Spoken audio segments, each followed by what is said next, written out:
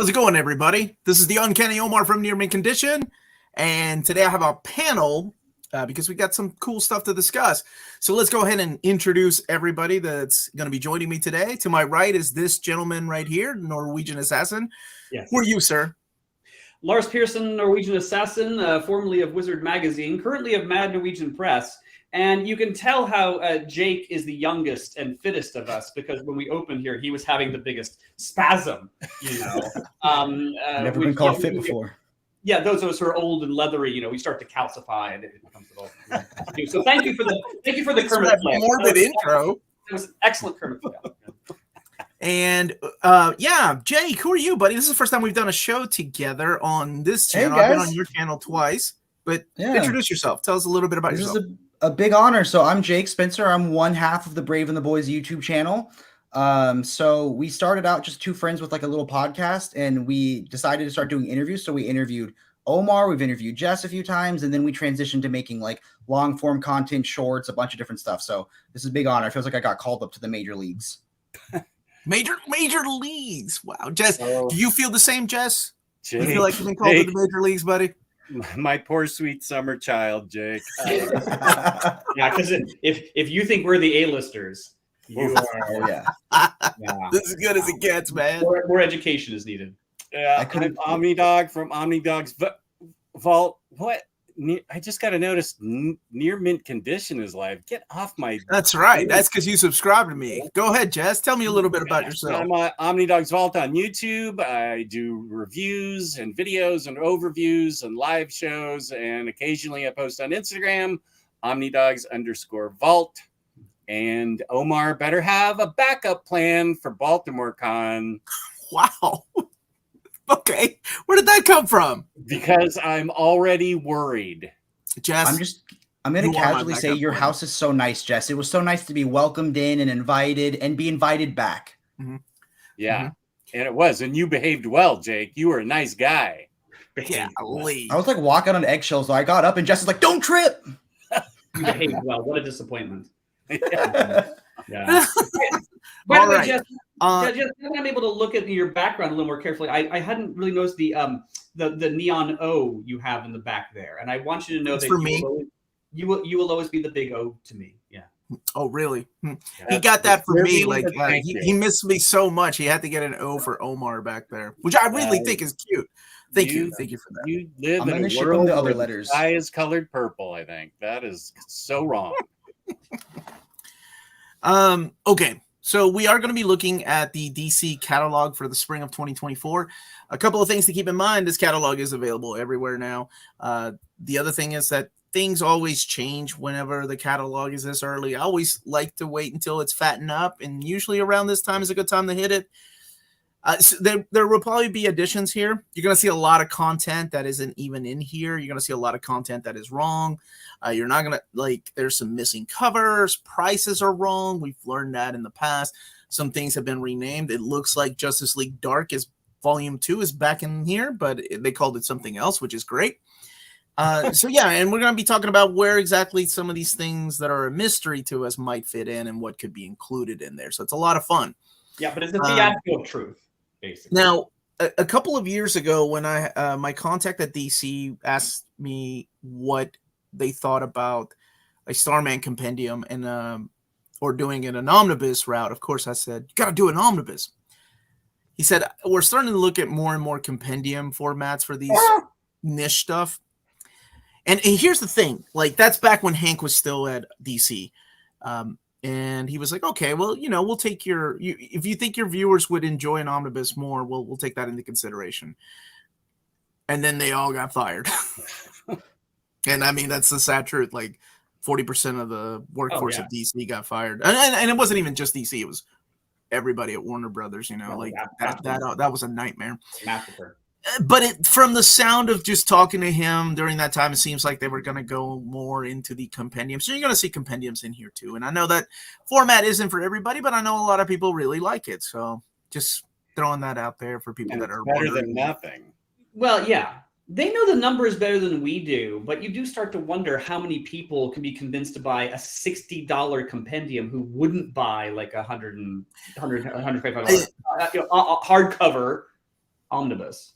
I will say that most retailers that I've talked to aren't fans of the compendiums because they don't sell as well as Omnis.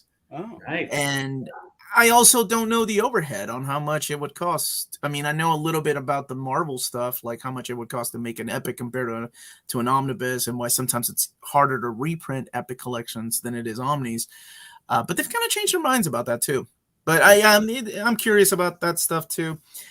So again, the catalog isn't finished. They always like to try to sneak in some things into the solicitation. So always keep an eye out for those. All right, let's have some fun. Let's go ahead and start. let's have some fun. Oh, I love it. Right, buddy? I love it. Signed by Shooter. Signed by Shooter. When did you get that signed? At Heroes Con, he said, "Oh yeah, I wrote this when I was 13." Yeah. Yep. Still, too soon. Still too soon. Is that the lackluster $20 signature? What's that? Yeah, it was $20. Let me see. Now this is the catalog again. It's available everywhere. We're gonna go through these. There's 137 titles, but again, they usually fatten these up. Like Batman Justice Buster doesn't even have a cover. This is, of course, the manga. So continuing from volume 1. This one has me excited. This is a very underrated series. I know, Jess, you were also a fan of this, right? Yeah. The Frankenstein, Agent of Shade, book 1. Ooh, I didn't see this. So this is good. This is a trade paperback, and it looks like it's collecting the New 52 era because it's got Jeff Lemire and Alberto Ponticelli. So spinning out of DC's New 52, Frankenstein. This was so underrated. So underrated. 272 pages, $24.99. So I'm glad about that. They're not, they haven't forgotten about that era. So here's hoping that we'll get they follow up to the Flash by Manipul Omnibus. So this one, for example, does have the content. This does have Icon versus Hardware 1 through 5. This is set in the new Milestone era. And it is Reggie Hudlin, who wrote some of my favorite movies. That's right, House Party. House Party 1, 2, and 3. I don't think he wrote the new ones. Also president of BET. Also had a run on Black Panther. But he's writing Icon versus Hardware. This is the new series. And Joker 1, Operation Joker. This is another manga. They're really, this is volume 3. Yeah. Oh. Night Terror. So this collects Night Terror's First Blood, Night Terror's 1 through 4, Night Terror's Night's End, and it's the main Night Terror story. Some people really digging this one. Jake, have you been keeping up with DC? So I have read up until the end of Dark Crisis, like the beginning of Dawn of DC, and I read a couple of the individual first issues. Like there's a really good Night Terror spinoff of they do one-offs of the different villains or heroes' worst nightmare. And the Joker one I thought was fantastic. I thought that one was really good. I give most DC events a chance. I felt like it was a little early because they just started building momentum with Dawn of DC. And then I kind of feel like this feels almost like a filler arc. You know what I mean? But I'm gonna give it a shot. So I'll buy. Who was the writer of that Joker story? I don't remember. I can pull it up right now, but it was the cover is just great. It's like Joker in a cubicle, and he just looks like he's got the depressed Monday vibe. I know that this is Joshua Williamson, but what I like about this is that it's Howard Porter drawing the art too. I've been a big fan of his. I know not everybody liked his art during the JLA, but I liked his art. And he broke his hand, didn't he? And he didn't think he would ever work again. Yeah, maybe. His style has changed quite radically. Yes, I was not a fan of his work on the JLA era. You were one of those people from Wizard. I was one of those people. It was just too. It was too undefined without really feeling like it had come into its own as a style. But his style has changed radically over the years. And he was drawing Scooby-Doo Apocalypse, and I thought, this is great. So now I think Howard Porter's a real asset. Yeah. Okay. Well, good deal. Yeah. Milestone Compendium Volume 3, continuing these compendiums. I'm glad they're continuing these. I really like this era. None of this stuff has ever been collected. There is no content for this one. All we know about this one, it's $59.99 and probably 1,208 pages. But this is the era of Icon and Static and Hardware and the Blood Syndicate. So these are chunky, and I think getting a compendium's better than not getting it collected at all. I agree. I mean, that's it, right? Like, that's the thing. It's like, it's better than nothing. Yeah. But I also have viewers that don't get trade paperbacks, that Yeah. don't like soft covers, that only like hardcover. And that's completely up to you. I respect that. That's cool. You're missing out on some really good stories. But then again, I also have viewers that don't even like black and white comics. So I get it. Like a good middle ground is like what Invincible does with the hardcover compendiums. Like, I feel like that, like, 'cause then you still get a nice hardcover book on your shelf, you know? Yeah. And they're still standard size. So, Yeah. I mean, and compendiums are standard size too, in case you don't have one. They're the size of the single issues and floppies. I've heard so many good things about this one. I almost picked up the hardcover, which it went straight to, but this is the soft cover, $16.99, collecting the Monkey Prince 1 through 6. Have you all read it? I know my buddy BJ Kicks, shout out to BJ Kicks, comics are dope, read it and liked the first volume. To my great shame, I actually checked it out of the library. Yes, wandering minstrels will tell you about these things called libraries, you know, which on the whole tend to be free. But to my shame, I just didn't get around to reading it before I had to return it, which is kind of stupid because it's even when it's free, Lars. Well, it was time. It was time. Lars, I didn't have the time. Well, in my defense, I checked out like 15 books and just didn't get around to this one. So it looks fun. All right, you get a pass this time. Peacemaker, written by a friend of the show, Kyle Starks. I love that Kyle Starks is writing this, man. This is awesome. He's great. That's a great I've been cover. waiting. Yeah, him and Maddie are buddies. I've been waiting for this one. Steve Pugh's drawing the art in this one too. Have you all checked it out? This is the hardcover, $24.99 is the first 6 issues. I'm not. It sounds like a lot of fun. I did read the Garth Ennis Peacemaker one shot that came out like with the TV show, which knocked it out of the park. This seems like a lot of fun. Again, I'm kind of waiting for this to be collected, and then I'll read it. Same. There you go, Jake. That Peacemaker book is great so far. Excellent. That gets the seal of approval from Adam. Red Hood and the Outlaws, Volume 1. Wow, okay. Well, this is Patrick Young and Nico Bascunian. So this is not the New 52 era. No. Is this after they sold it to Webtoons or they started doing it on Webtoons? Because I like the new 52 run. It was okay, but I really like the Rebirth one when it was like a Dark Trinity, and then I feel like the book lost a little bit of momentum, and then I heard it became a webtoon. So I think this might be the webtoon. Well, it's not saying what's collected in here. Oh, it says they're under the summary, the hit webtoon. Oh, so yeah, I guess you're right. And those are done in episodes, right? Like they don't call them issues; they call them episodes. I've only heard that this is good. We did an interview with a comic historian, one of the guys that does like dramatic retellings, and he's like, I know you like your big hardcover books, but check out Webtoons, they're free. And he's like, the Red Hood's really good. And I was like, I'll do that. And did he use that voice? Yeah, he did his comic historian voice. That's pretty good, man. Yeah, I haven't had a chance to read it. I wasn't the biggest fan of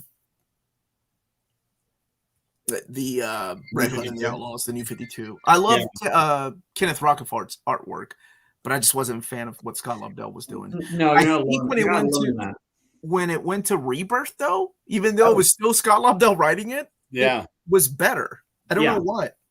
Because of the Outlaws. Once the Outlaws left, then it got not good again. But the Outlaws were great.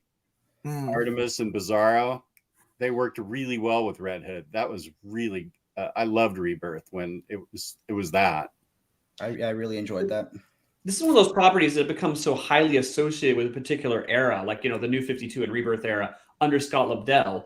You're slightly surprised it's still getting published.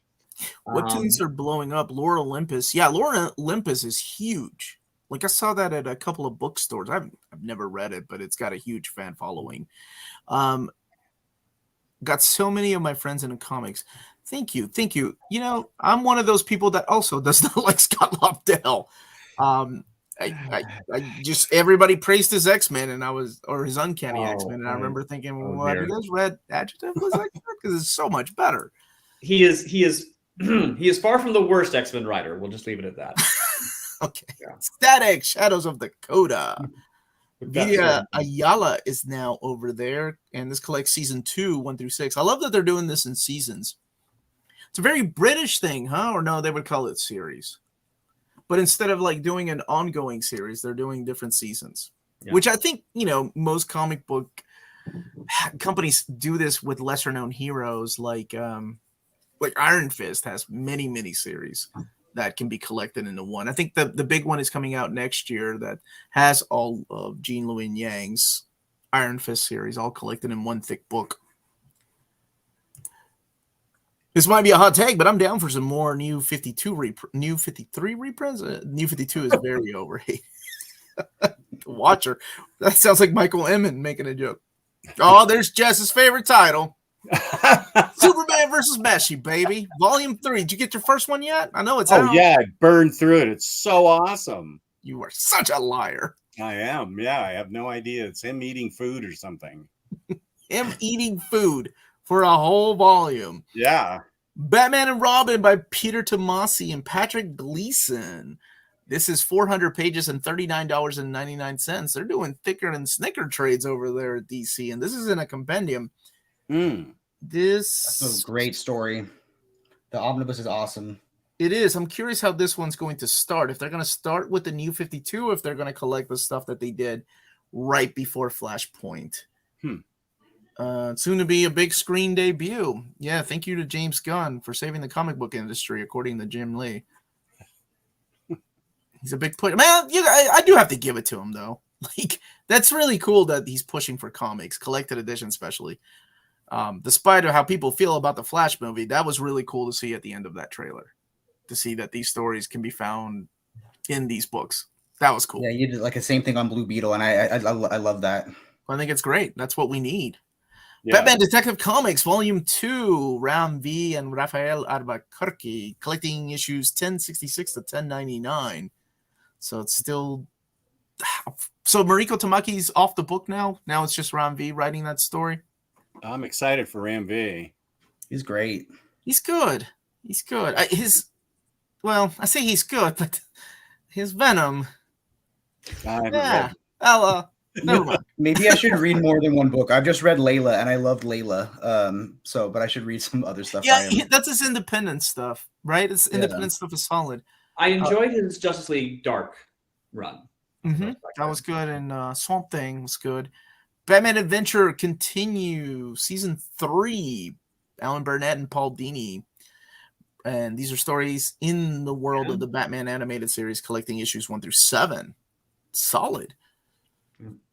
Here's your Night Terror Volume 1, Stark Nightmares. I bet this is the one that collects your one-shots you were talking about, Jake. Yeah, the writer of that was Matthew Rosenberg. He's another guy that's very hit and miss with me. Like, have you read 4 Kids Walk Into a Bank? That's like one of my favorite graphic novels. So one of your mods, Bunkmaster B, is always has told me it's like really good. I know he really likes that one. I know BJ Kicks talks about how he likes that book a lot. It's great, man. And I looked into like how to collect it, and like I couldn't find like an easy way to get the deluxe, so I would, or like a good hardcover for it. And I was like, I'll wait till. Yeah, unfortunately, the hardcover was exclusive to comic book stores. Yeah. So, but it is available. You should read it. Trade paperback. I want to. It looks awesome. It's a good book. Yeah. So this collects the Night Terrors, Batman 1 and 2, Detective 1 and 2, Catwoman 1 and 2, Nightwing 1 and 2, and Robin 1 and 2. I talked a little bit about why that might be Jarson earlier. So this one is $39.99. It is a standard size hardcover, 288 pages. All right, guys. This next one is because of me. Get your readers on, because we got to talk about Justice League International Volume 3, baby. I just sold the 2 Omnis 3 weeks ago, and this is why this got announced, because I sold what? What happened? What happened, Jack? I heard that like the volume 3 was never going to come out. So 3 weeks ago, I Who sold. told you that? I don't know. I heard it was never going to come out. So I find. Who so did I, you 3 hear weeks that ago, from? Nobody knows these things. I Just know. stop But watching 3 these. weeks ago, I sold the 2 Omnis, and then literally like a couple weeks later, this got announced. So you're welcome, people. Well, thank you for making that happen. Now go buy them Yeah. back. This is one that is definitely on a lot of people's radar from this classic era, the J.M. DeMatteis and Keith Giffen era.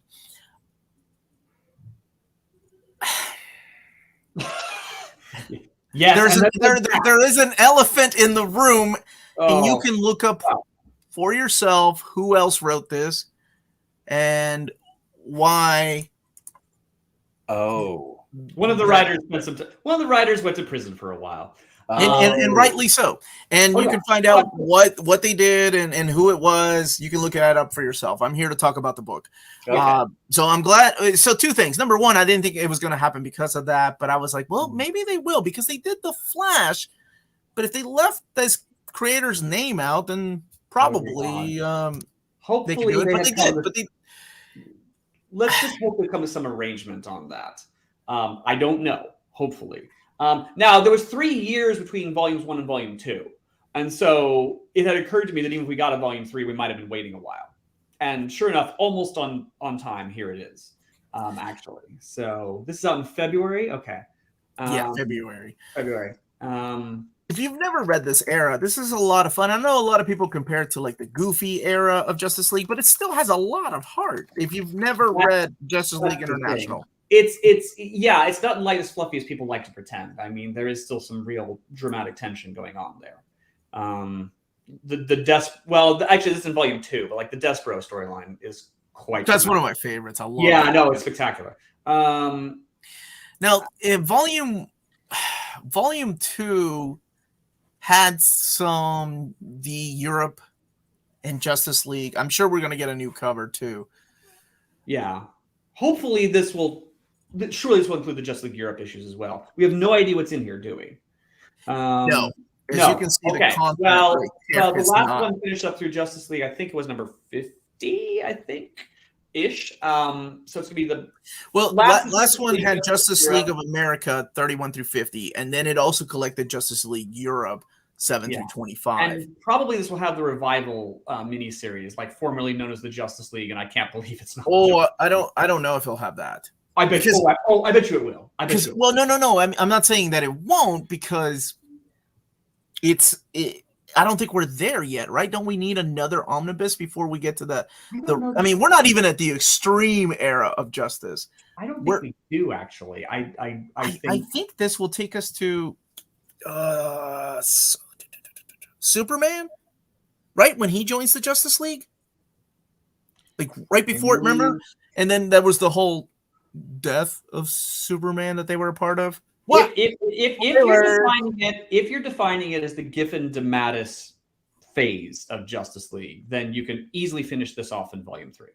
Extreme Justice, yes, that's it. It actually was called Extreme Justice. See, to me, that takes us into a whole different paradigm. I think if you're looking at just what Giffen DeMatteis set up in Justice League Europe, and the retro series, you can finish this out in volume 3. No, but then that's no. Okay. I beg to differ. Go ahead, Lars. I'm one of those weirdos that like once Giffen and back in the day when Giffen DeMatteis hung it up, I hung it up. And if they want to continue collecting post Giffen DeMatteis for people, absolutely positively, go right ahead. That's fine. But they have to though, because look, I mean, if volume 2 takes us to 50. Dan Jurgens takes over the book like as of issue 60, I think. That's only 10 issues of Justice League of America. So we're going to get into the Dan Jurgens era. Well, but you also have the corresponding issues of Justice League Europe. You probably have a couple annuals. You probably have the one-shot reunion they did. And then you have 12 issues of reunion issues. I mean, it's... All right, wait, hold on. Oh, here we go. This is what James Rhodes wrote. JLA 1 through, so that's Justice League of America. Oh, Justice League Quarterly. Oh, that's right. Justice League Quarterly is going. Yep. Yeah, and Quarterly would be in there. JLA Classified. See, that's yep. But this isn't the reason I say that Wait, James, is this from off the internet, or are you just speculating that this is what makes sense? No, James is a I mapper. think it's Okay. He's wrong about a lot of things, especially this right here. I don't know what the hell he's talking about right there, but we don't have to word it like that. I am relishing the moment, I promise you. Okay, so the reason I'm saying that I think they continue past issue 60 is because it's not a creator-centric book. It's just called Justice League International. Yeah, I'm going to slightly push back against that. I mean, you're right. It's again, Giffen DeMatteis Justice League tends to have a flavor that what follows it doesn't. I know, and I'm not. And honestly, this mapping is tight. I like it. Yeah, but some people disparaging Dan Jurgens. I mean, like Dan Jurgens is really great, but it is different. And for me, I want Volume 3 to be Giffen DeMatteis and then tie it off. And then if you want to do more, you can do more. Absolutely, positively, go ahead and do more. That's fine. But tie off Giffen DeMatteis. Okay, how many pages is it? We haven't even looked. Holy crap, that's a lot of pages. 1,312 pages. Wow, yeah. Formerly known as the. They're either gonna do what James is suggesting, or they're going to brazenly cram a whole bunch of Jurgen stuff in there, just trying to make us like keep going. But like personally, I don't want to keep going. So yeah. Well, I'm just glad we're gonna get breakdowns collected finally. Well, exactly. Yeah. Because remember, they canceled that trade paperback. Oh, yeah. Jess, what do you think of the mapping? Do you agree with Lars? They were in his stack of shame when I went to his house. He had a massive stack of shame, and volumes 1 and 2 were in his stack of shame. Wow, he's ratting you out. Wait. What is the stack of Jess? No, your name's Jake. What is the stack of shame? The stack of shame over there. And it's only got volume 1 of JLI, which I have never read a single issue of because I thought it wasn't my style at all. But Taylor Talks Comics somehow talked me into buying the first omnibus, and he and I are going to review it probably in a month or so when I have it read. He insists that I'm going to love it, and I'm hoping he's right. Well, yes, knowing you as I do, I'm stunned you only have one pile of shame. Oh, there's I separated. It was a pile of piles. It was a pile of piles. When I went to his house, I was like, okay, let's be real, Jess. Let's consider your age. Let's consider the books. And this is what I did for my friend. And I'll do this for anybody, by the way. I said, this right here, we're gonna call this the what did we end up calling it? The not delusional pile. The delusional pile. Yes, this is the pile that you're lying to yourself that you're gonna get to one day. And it's ridiculous. Like, you could build 2 houses with that pile. Oh, I love that. I'm like, well, you'll be dead before you get through that. I didn't. Lars, I didn't say that. I'm not that morbid, Lars. No, Lars did. Yeah. Given my age. No. I was doing math. That's all I did. I'm a numbers guy. All right, let's go to Night Terrors Volume 2, Dawn of the DC. All right. This one has Action Comics 1 and 2, Green Lantern 1 and 2, Superman 1 and 2, Flash 1 and 2, and Wonder Woman 1 and 2. Written by various hardcover. Man, they're just pumping out these in standard size hardcover, 288 pages. I think there's 65 issues altogether. So I don't know how many nice hardcover omnibus trades that'll be, but 65 different trades not trades, but like hardcovers. That is a nice omnibus. Okay, so people are agreeing with you, Lars. Lars is absolutely right. That should be on a t-shirt. You should go and tell him. Finally, that should be on a blurb on your next book you publish. Yeah, print this out and show it to your wife. Yes, she'll be like, "Get the hell out of my house." She will never right up. No. So people are saying leave out the Jurgen stuff. The later minis can be put in there as they were more fitting in tone. Yeah. Okay, I can kind of see it, and then you can call that I was going to say you can call it Superman in the Justice League, but then you'd have to call it Superman ... You can for a while, and then Wonder Woman in the Justice League. You can easily do a volume. There's plenty of material to do a volume 4, probably in a volume 5. I mean, it does continue with Jurgens. Justice League Europe continues, but shifts mightily. So if you want to collect that stuff, fine, but stick to Giffen DeMatteis for now. Give me that Extreme Justice. Extreme Justice. That was so bad. Booster Gold in his armored outfit. Oh, it was awful. Oh, dear. Oh my gosh, we didn't even talk about Power Girl and what happened to her. Oh, Jesus. Oh my gosh, what happened to Power Girl? No bueno, hermano. The Joker, Volume 3. I believe this is the final one. Trade paperback. James Tynion, collecting Joker 10 through 15. Is 160 this pages is the of one that's trade more of paperback. like a Jim Gordon storyline, right? Yeah. Yeah. This was available in hardcover, standard size hardcover. One I'm very excited about, but I think people are still indifferent. The Kingdom, the 25th anniversary deluxe edition. So this was a follow-up by Mark Waid because Alex Ross said no. But Alex Ross did later on come back and do Thy Kingdom Come with Jeff Johns and said that's the follow-up to Kingdom Come. Doesn't matter.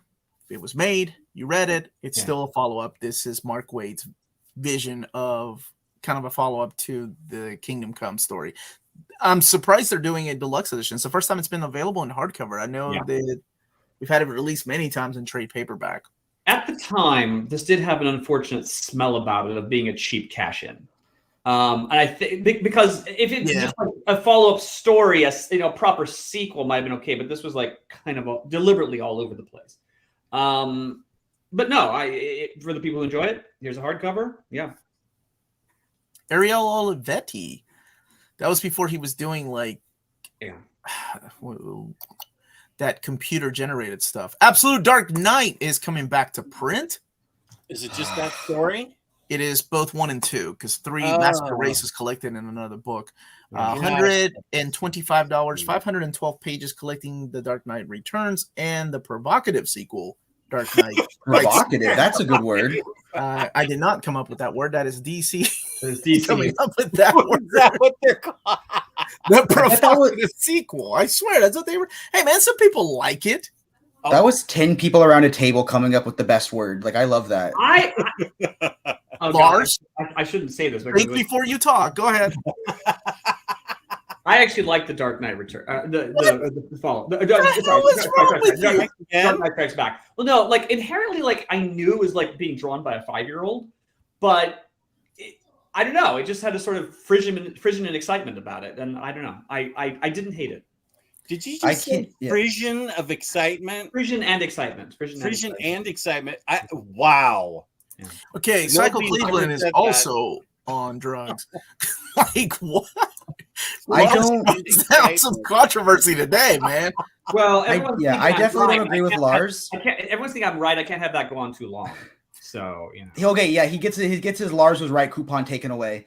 That's right. So I went into this Absolute completely blind. My friend Jordan loves all Frank Miller Absolute Batman. He's a Frank Miller apologist for everything. And he let me borrow The Dark Knight. I had never read it. I read it and I was like, this story's as good as everyone said, but there's still half the book left. And he said, keep reading, man. It gets better.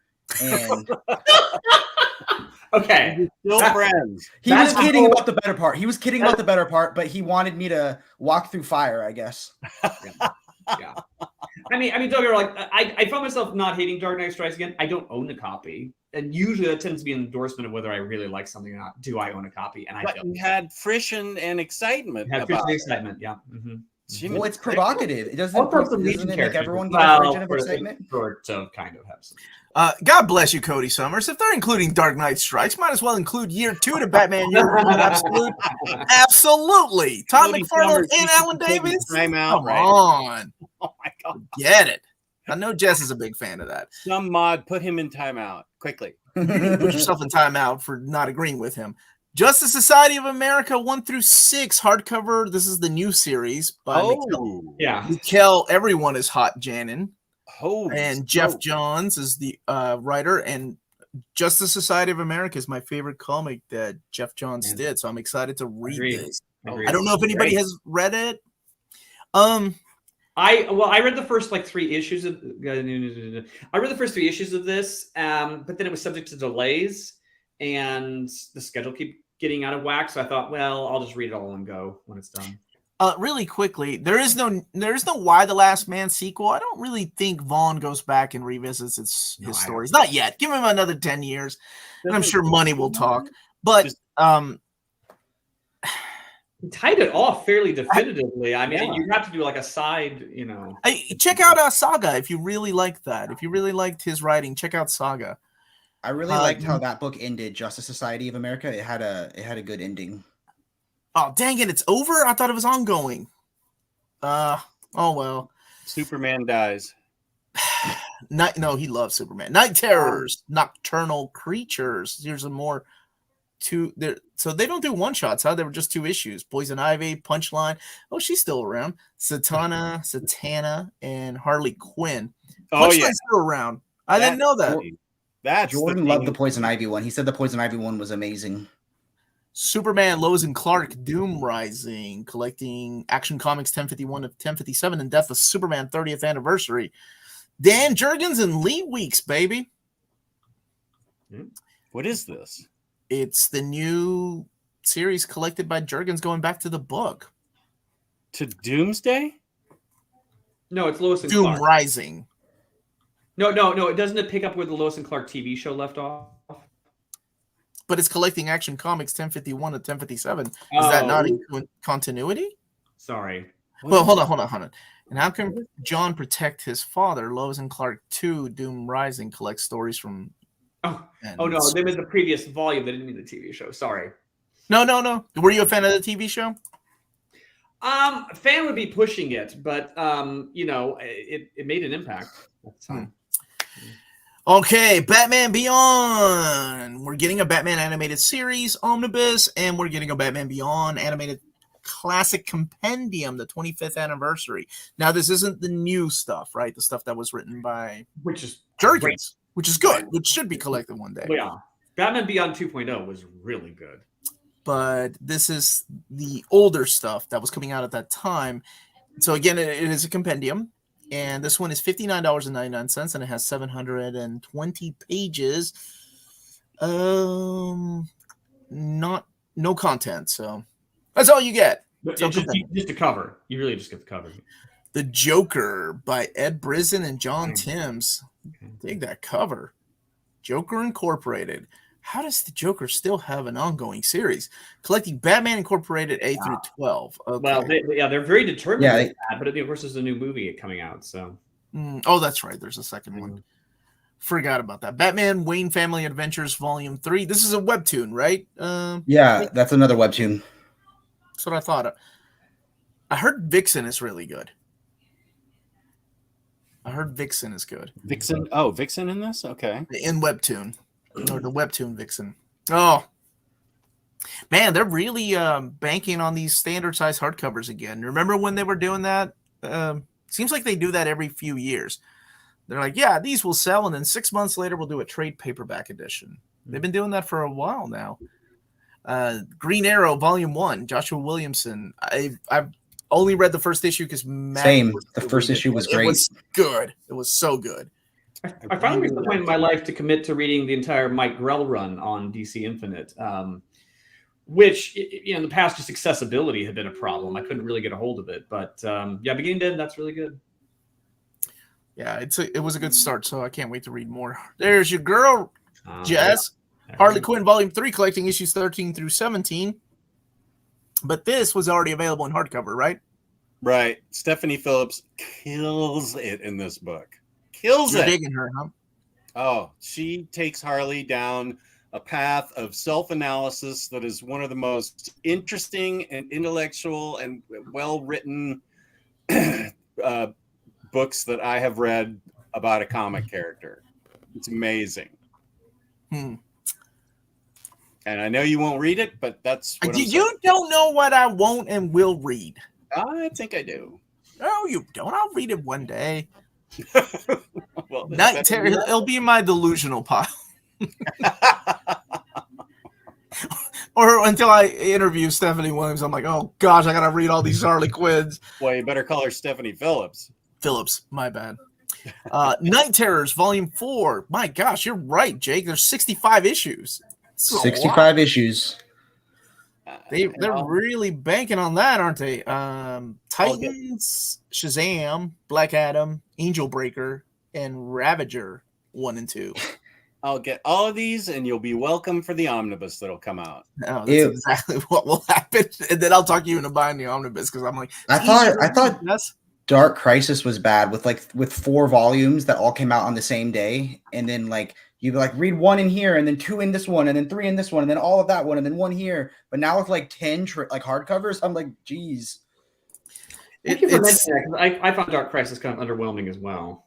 I liked the build-up, and then the ending just did not stick it. But I actually really like Justice League Incarnate was really good. I thought Infinite Frontier was really good, and then it was just all plot and no story, and didn't end anything. I feel like.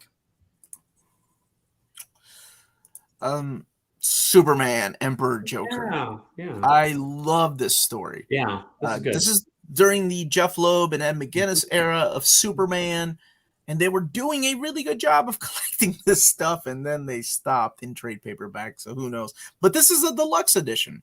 I'm surprised this actually hadn't come out before. It is a hardcover deluxe edition. $49.99. This has been available in trade paperbacks before. I believe the hardcover has a little bit more. Yeah, about 20 more. No, 20 more pages. Yeah, 20 more pages. So collecting Superman 160 to 161, Adventures of Superman 582 to 583, and Man of Steel 104 and 105, Action Comics 769 and 770, and then Superman Emperor Joker #1. All this stuff has been collected before in trade paperback, all those issues, but I think this has just more extras. It's a lot of fun. It's just what happens if... Is it a good story? Because I'm in a chat with some of the other like comic book YouTubers, and they all were like, "How is this getting a deluxe? It's not great at all. It's terrible." And that made me want to read it. Just I need some names. Was it Omnidog and who else? Yeah, it was. Yeah, I'll name all the names. I've told you not to talk to any other comic YouTubers. They're all full of it. Remember when I said you just reached this level? Yeah. It's fun.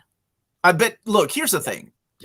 I'm a sucker for alternate realities. No matter how many times it's thrown in my face, I always like to see what's different. Like, it's just, you have to enjoy those kind of stories, right? It's been done over and over.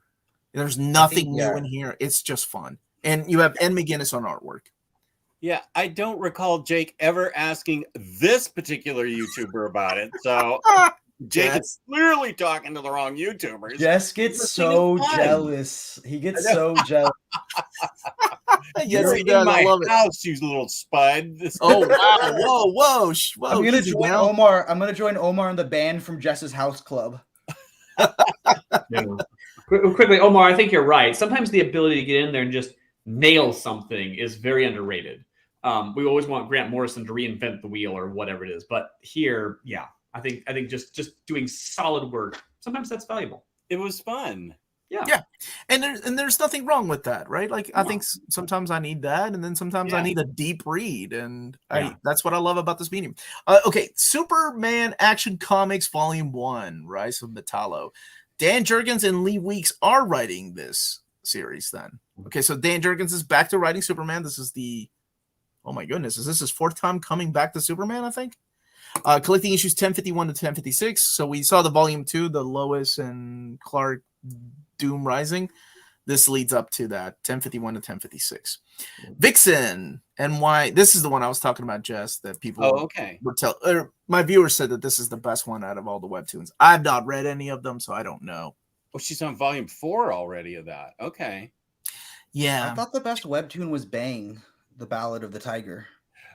It certainly is. Published by DC or by independent? Oh, okay. Sorry, okay. I thought you meant the best webtoon for DC. Way to go, Jake! Great house. Yeah, good job, Jake. That's a nice segue, brother. You know why though? Because the editor of that book killed it. I have to say that the editor of that book is the reason why that book is so good. That's my wife, by the way. Nice Batman Volume 1, Failsafe, now available in trade paperback, collecting issues of Batman 125 to 130. Speaking of fun, that's what this book is. If you haven't read Chip Zdarsky's run, it's ridiculously fun. Don't expect Grant Morrison level of storytelling when come to, because I just said Grant Morrison because Lars just used Grant Morrison a minute ago. This book is great. Greater than great. Another great book right here, Batman Superman. This book's great too. World's Finest, Volume 3, Elementary. Dan Mora is such the fact that Dan Mora is that fast makes me so happy that he can keep a monthly schedule. 100% agree on that. Volume 2 hasn't come out yet, right? We've just have the first Batman and Superman, and then the Batman versus Robin. I think that's. Yes. I don't think Volume 2's come out yet. No, it's not out in hardcover yet. I think it comes out this month later this month in August. Lois and Clark 2 is a sequel to the pre-rebirth Lois and Clark. It's a backup in action. Thank you so Okay. much. So it is still Okay. then Philip Kennedy Okay. Johnson writing action. Okay. Then That makes sense. thank you. Lois and Clark was the best thing Dan Jurgens ever wrote. Excuse me. I said Lois and I Clark. know what you said. was Have you the read best The thing. Death of Superman? Yes. Oh I my was there dead for it. I got body. interviewed on television for that. You got what? I got interviewed on television for that. I'm a local comic book expert, internationally known, and on television. Man of mystery. James, pull up the link of that interview on TV of Jess on live television. Omar, do you need to put a spoiler warning on the death of Superman, or is that okay? If it's in the title, there's nothing I can do about it. I'm sorry, folks. This was my favorite thing on the catalog because my friend Jordan's been putting off buying this book for a while. It was his whale, and finally I talked him into buying it about a month ago, and he paid like semi-whale prices for it, and then a month later, like clockwork, it came back. Well, to be fair, though, we weren't sure where DC was going. By the way, I knew of some of these books just because I had talked to them earlier this year. There's still some nice, like I did not know about Aquaman by Peter David. Like that surprised me. There's a couple books that I knew about that they told me about because when I wanted to make sure that they were still publishing books because other comic book YouTubers, as Jake said, were talking about that DC was going to end, that they're done publishing Omnis, they're out of the game. And I was like, let me get to the damn source. So I reached out to my contact and he was like, no, as a matter of fact, we're planning on these books. Don't say a word, though. All the times that they were out of the game was just ridiculous. On the other hand, they did go through a long phase, very resistant to publishing anything omnibus related and whatnot. So it got weird there for a while, but no, they were. And that's what happens. So that's what sparks rumors, and people start talking, and then people that don't know or know as much as we do. Like, again, the point at which DC had to put out a press release saying, by the way, we're still publishing this stuff is the point that the perception is something weird. Absolutely. They're back at it. Jess and I actually reviewed this book many years ago on Omnibros Live. Yeah. And I don't think you had read it, but I had read them in the 2 hardcovers, and it's one of my favorites. One of the reasons is J.H. Williams. And if you ever want to see the amazing range of J.H. Williams art, holy crap. Because you're going to think like, oh, this is obviously so-and-so, Simone Bianchi drawing this chapter. Nope, it's all J.H. Williams drawing that chapter. He's mimicking their art styles to fit the tone of the book, and it's just mind-blowing. It's 7 miniseries that kind of came together to tell one big story. There's let me see, what's collected in here is the right here, baby. Shining Knight. You got Guardian, Satana, Clarion the Witch Boy. Here, Mr. Miracle, but it's not like the Mr. Miracle that I knew. Frankenstein. It was the new Mr. Miracle. Ooh. There you go, Jess. Oh, you were highlighting me. I got you. You were showing the book. Bulleteer and Frankenstein. And then the big stories that, of course, started and end the book are issues 0 and 1. Oh my gosh, it was so good. And rumors for a long time at the time at DC was this was our first post Infinite Crisis book, but as it turned out, that was not true. Yeah, like at all. Maybe the idea was there at the beginning to do it as a post Crisis book, but it just did not come to be. And now there are different artists that work on the book besides J.H. Williams III, but he is just holy crap, mind blowing what he can do with his art. Like I think that's Doug, that's Mankey, isn't it? Doing Frankenstein. Yeah, I think so. Yeah, Clarion is that's good. Just what's his name? The guy that did the Spider-Man meme. That he's the Drew Doctor Strange. I can't remember what his name is right off the top of my head. I like Brand's comment. 7 Soldiers is a better countdown to Final Crisis than Countdown. Yeah, well, it happened way before that, right? Like this was happening before Infinite Crisis, even. So, yeah, Countdown was such a good book. Now that I pulled it out, I want to read it again. This was a lot of fun. I'm not a fan of retcons, but I really like this book. I had put this in my custom bind of my Teen Titans, but this is Teen Titans Year 1. The artwork by Carl Kerschel is wonderful, very cartoony. 144 pages coming back to print, trade paperback. Wildcats is the new series coming back to print, or not coming back to print. The new series. Is Clayman drawing this? Whoa, Or is it doing the cover? Cover, man. Yeah. Who are the Wildcats in this? Very Zealot, Very Voodoo, great. and Fairchild there we from brought Gen some X, or Gen 13. Pulling Originally your called Gen X. 90s knowledge right there. Nice. All right, Jess, here you go, brother. This one's for you and Lars. Green Lantern, Green Arrow, Hard Traveling Heroes, not an absolute, and Omnibus. And now, how many pages is I this don't- thing? Okay, that's the thing I was going to ask. 1,152 pages, a lot more than what they worked on together, right? I mean, that's Yes, you do yeah. wonder where the extra is coming from. Is it going to be the backups from Flash with Well- that Mike Grell did? And then I don't know because Did O'Neill keep writing it after Adams left? Well, Yeah. there was a Yeah, big he did. hiatus. The big hiatus. There might be more Denny O'Neill issues, yeah, and maybe that's making up the difference. But how they say just Neil Adams on this, and it's 11. well, Neil Adams and Dennis. And Dennis okay, hold on. right? It doesn't say Green Lantern Green Arrow by O'Neill and Adams. It says Hard Traveling Heroes. But underneath it says Dennis O'Neill and Sure. illustrated by Neil Adams. I'm just saying that. I mean, that is they Now- ended with like issue 89 or Yeah. 90, and Because the O'Neill Adams run was previously released as a deluxe edition, so they're gonna Well, Yeah. it was released as an absolute, but that makes sense, right? Because Hard Traveling Heroes, Yeah. even though it wasn't known at the they're gonna have time to as that. but they're in space there, so that's when the Mike Grell era took over. Yeah. I bet you they're doing the post Adams stuff as well. I was going to say, you're going to see something here with the William Messner Loeb's omnibus on Flash. That is not an Adams cover. Yeah. But that's what makes me wonder.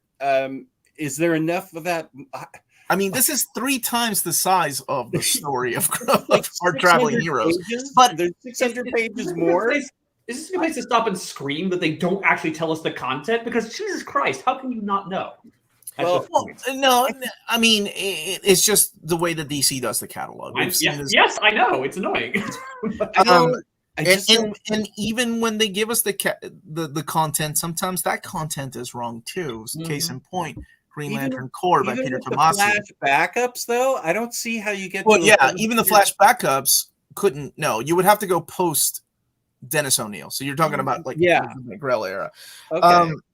If that's the case, then yeah. But if it was just Denny O'Neill, then I don't see how this is 1,100 pages. It's huge, man. Harley Quinn, Stephanie Phillips, hardcover, volume 5, Jazz, collecting issues 21 through 27. So you're getting more on that. Yay! Justice League, boy, this book that will just not stop, but I get it. It's Justice League Book 1, the New 52 era. Is this a new format? It's a thick book, 512 pages. So we're gone. Paperback. Yeah, we're gone past the Jim Lee because he only did the first 12 It's issues the with a best couple Justice points. League pretty much ever. Wait a minute. Oh, Okay. hold on. Familiar but fresh taste on the Justice League following the events of Crisis on Infinite Earths. Mark Waid reinvents the origins of the Mark Justice. Waid? No, this is see Yeah, what I that mean. can't This be is the wrong right. content. That's the content for Justice League Year 1. Let's just look up here. Ignore this. That's wrong. 512 pages, $49.99 is all we know. So probably the first 25 issues. So the first half. I love this book. This one Love here, Kenny Porter. No, I don't know that book. Superboy, Man of Tomorrow. Why does he keep doing that? Does it not like it when God bless America? First 6 issues, 144 pages. This website, I swear. You gotta click it gently. I'm trying to caress it, dude. It ain't happening. Arrested. Trade paperback and Task Force Z, Volume 2. This is Matthew Rosenberg writing this story with Eddie Barrows on artwork. That guy's grown on me a lot. I wasn't a big fan of his when he was doing the Teen Titans. This class is the Task Force Z, 7 through 12, Suicide Squad. And yeah, Eddie Barrows. Need to get volume 1. Wait a sec. Who's in that task force? Is Harley in it? Think Poison Ivy. They're all dead versions of these characters. No Harley. Not on that Haven't cover. read this. All right, this is coming back to print. Absolute Luthor, or Luthor, as I'll definitely get this. I haven't read either of it. I don't own this one. I was okay with the hardcovers. They're okay. I wasn't. People really like these though. I'm surprised they didn't add Batman Damned in there since they both worked on it together, right? I figured That's a book we need. We need the uncensored one, right? Yes, Absolute. I believe Matt is saying that it's pretty good so far. It's an excellent Rosenberg series. All right, there we go. For Z, that's good. Good. Luthor, that's right. No, I believe the correct pronunciation is that the R is silent. It's just Lutho. And the Joker, the R is silent. It's just Joke. And Thank you for that, Lars. Lutho and Joke. Yeah. And the way to pronounce this is I am not getting this. You're not picking this up? No. Why not? Not a fan of that Joker. I have a deluxe or something of Luthor. That's fine. Joker, not my favorite story. I wasn't a fan of either story. They're okay. Yeah. So I have the. Should I not buy the Absolute? Are you guys going to talk me out of it? Oh, you buy whatever you want to. Don't listen to the comic book YouTubers. We don't know what the hell we're talking about more than anybody else does.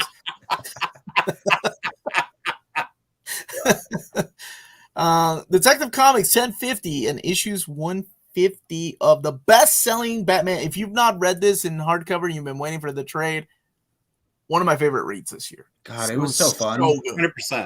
100%. I read that and Failsafe back to back in one sitting, and it was just like one of the best really afternoons ever. Holy crap! I forgot about this.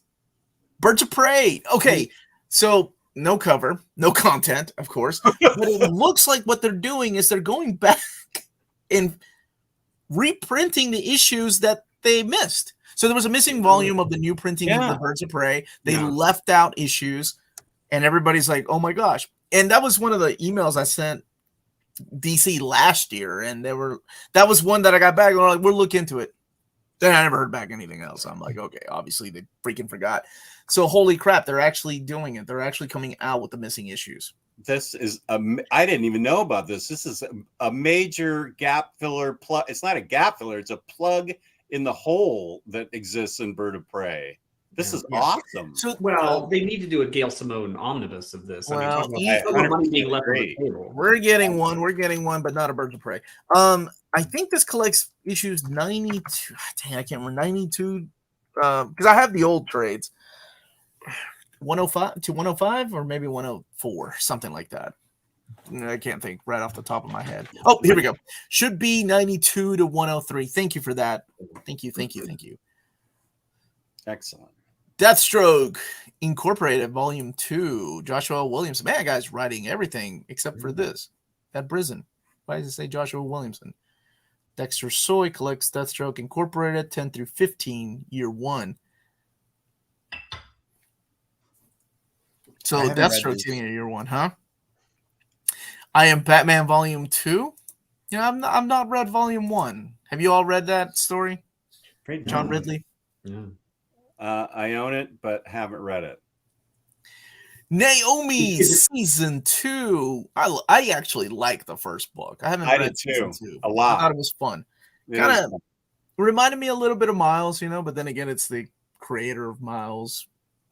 But David Walker, some killer artwork with Jamal Campbell. 100 Bullets is coming out in a big, thick book format. So 456 pages, issues 1 through 19.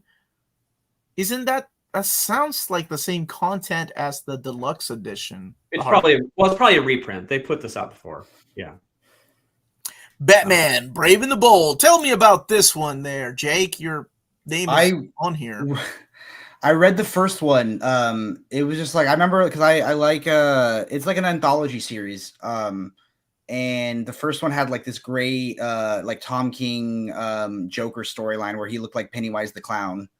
If this is the one I'm thinking of, right? This is the one where it's like the anthology series. Yeah, this is the second volume, I'm sorry, this is the first volume, and it's coming out in hardcover format.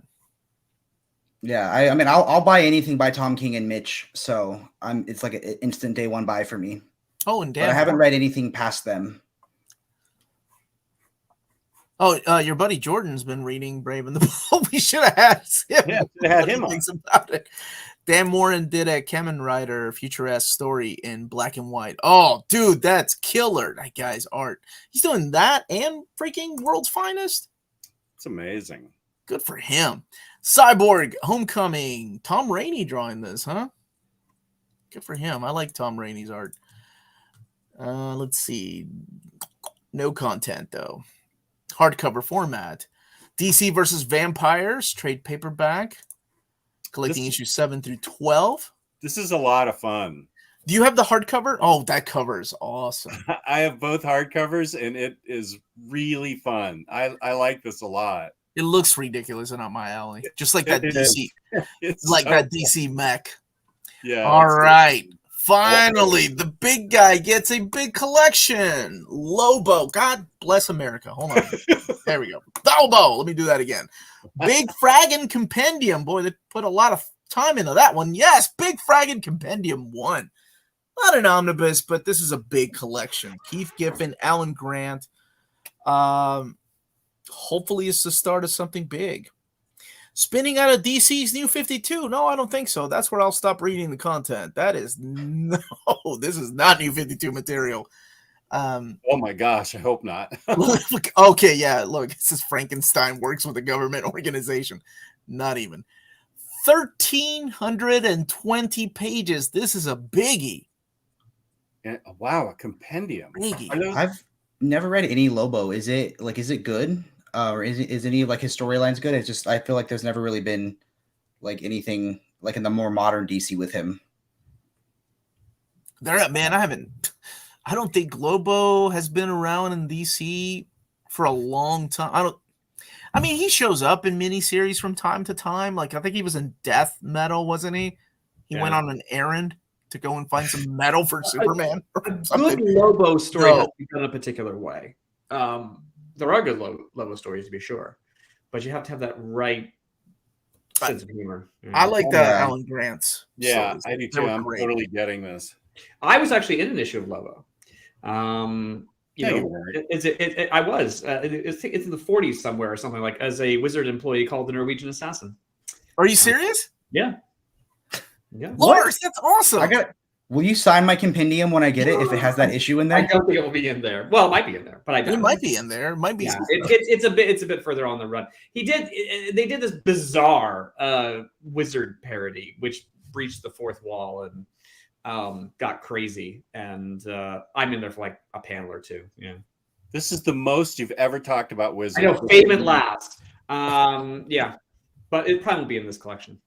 Oh, I am excited to read it. I did forget about Crush and Lobo. So Oh, yeah, Crush- Slaughter. Yes, no, that was But that was the Lobo I grew up with.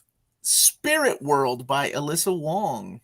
Not even sure what this is. So Michael I McClendon think they're like starting to do like some like 1 through DC 6. storylines that like take influences from other cultures. So I think it's supposed to be like Eastern influenced or like Chinese influenced. So I think it has like Chinese influence in it. Oh, that's cool. And East Asian, huh? Michael McClendon says Spirit World is beautiful, also featuring Hellblazer and Cassandra. Cassandra Cain?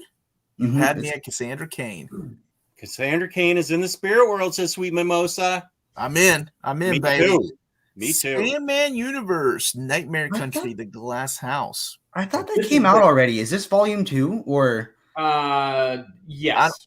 I don't think they're called. It's not finished volumes. yet. Yeah, It's not finished yet. This has been really good. I've been reading every issue of Nightmare Country. Ron B is also doing an Indian team for DC. Cool. Oh, this is from the same city boy, the Korean hero. Lars Pearson, I miss Wizard very much. I do too. So yeah. Thank you for that. I'm in. That's all you needed to say. Unstoppable Doom Patrol. This is the new series. This is the hardcover, and I assume collecting the first 6 issues. Chris Burnham, man, I love his artwork. Dennis Culver writing it. I haven't read the issues yet, but I was waiting for this collection to be. Yeah, I read the first couple, and they were very good. But I thought, I'll wait for the collection. Just read it all in one go. Detective Comics 1059 to 1061. This is Mariko Tamaki in trade paperback. Volume 4 of Detective Comics Riddle Me This. All right, let's talk about the importance of this book and see if they've thought ahead, because it sounds like they have.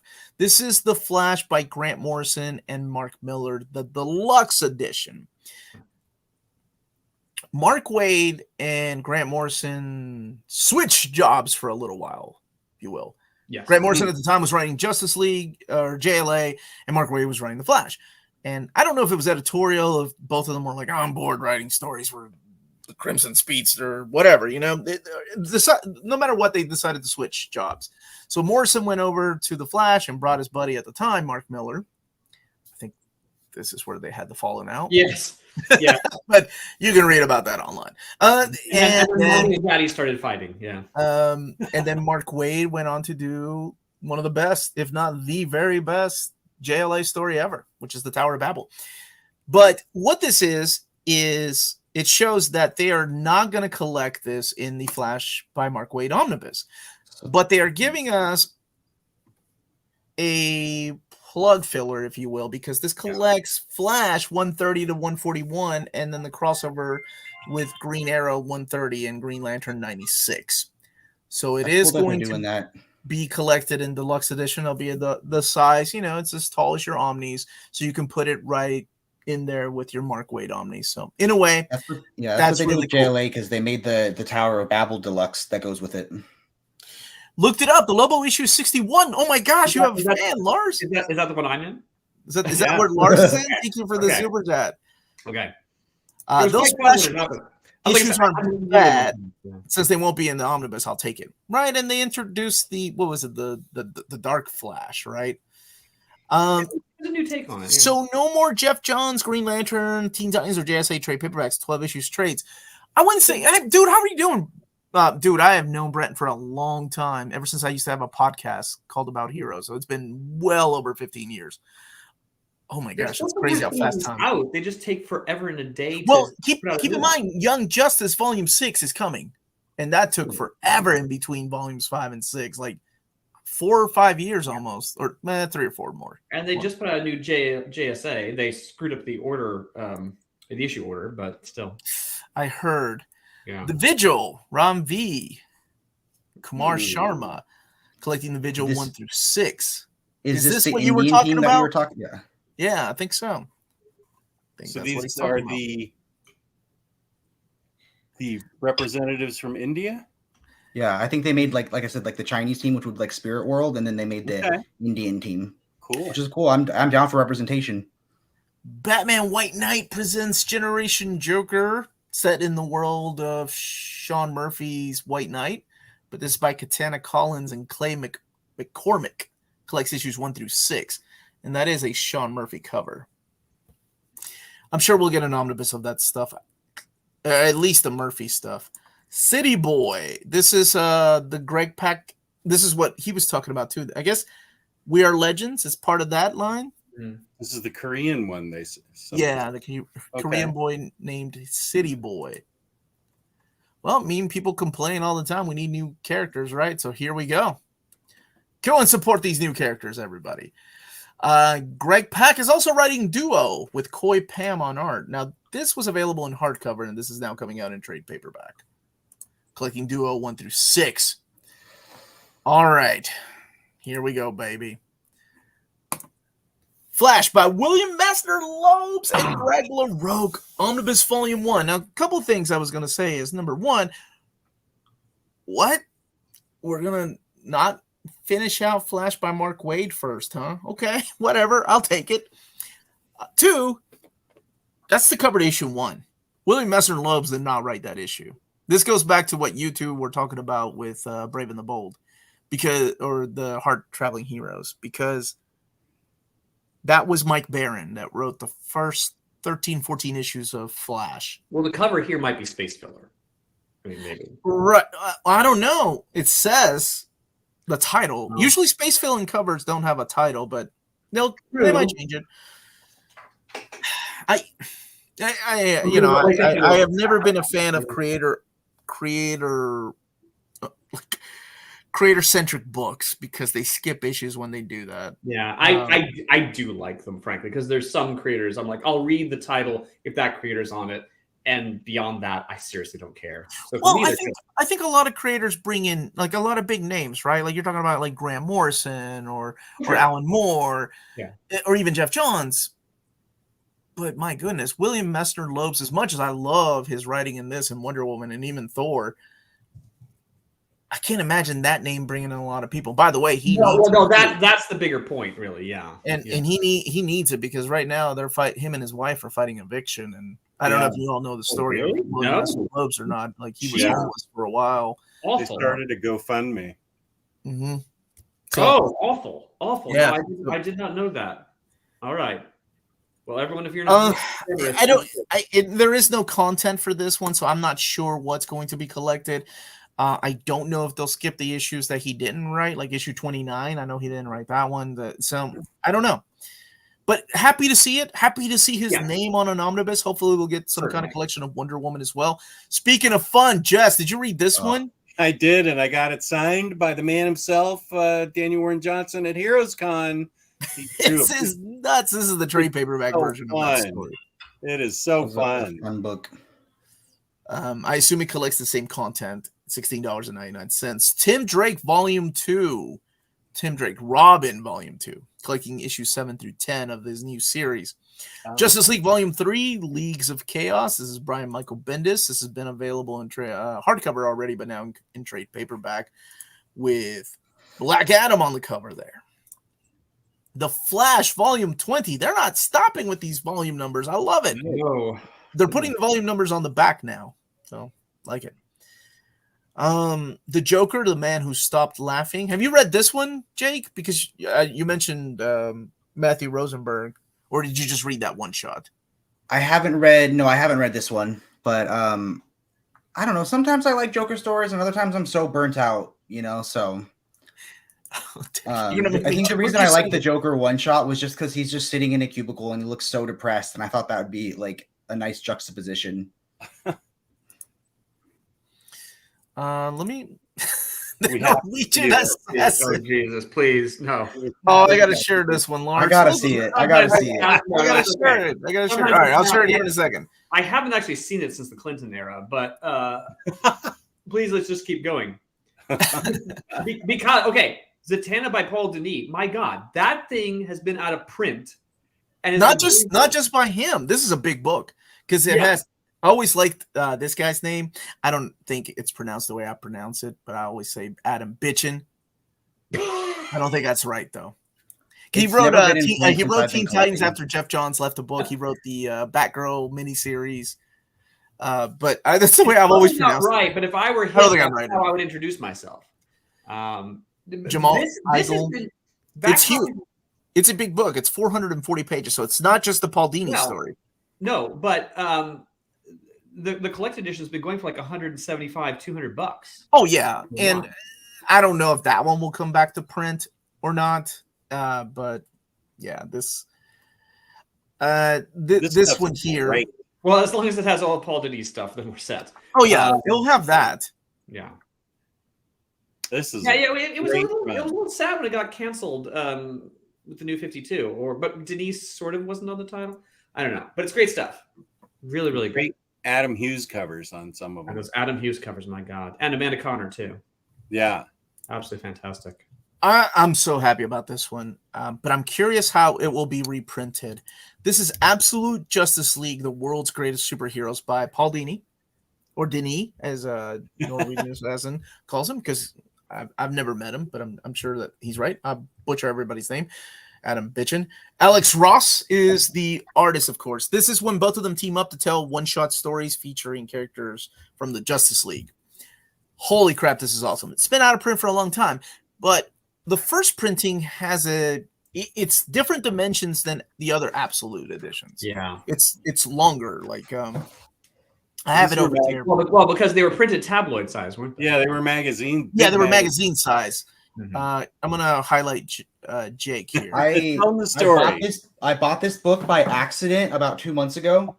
I have been trying to buy Absolute Justice, so I thought I got a good deal on Absolute Justice. And no, this is not Absolute Justice. Yes. Okay.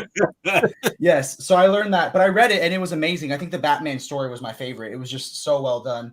But then I bought another copy of Absolute Justice and I didn't realize it was stolen from a library and didn't have a slipcase and like it smelled like cigarettes, like it had a hard life.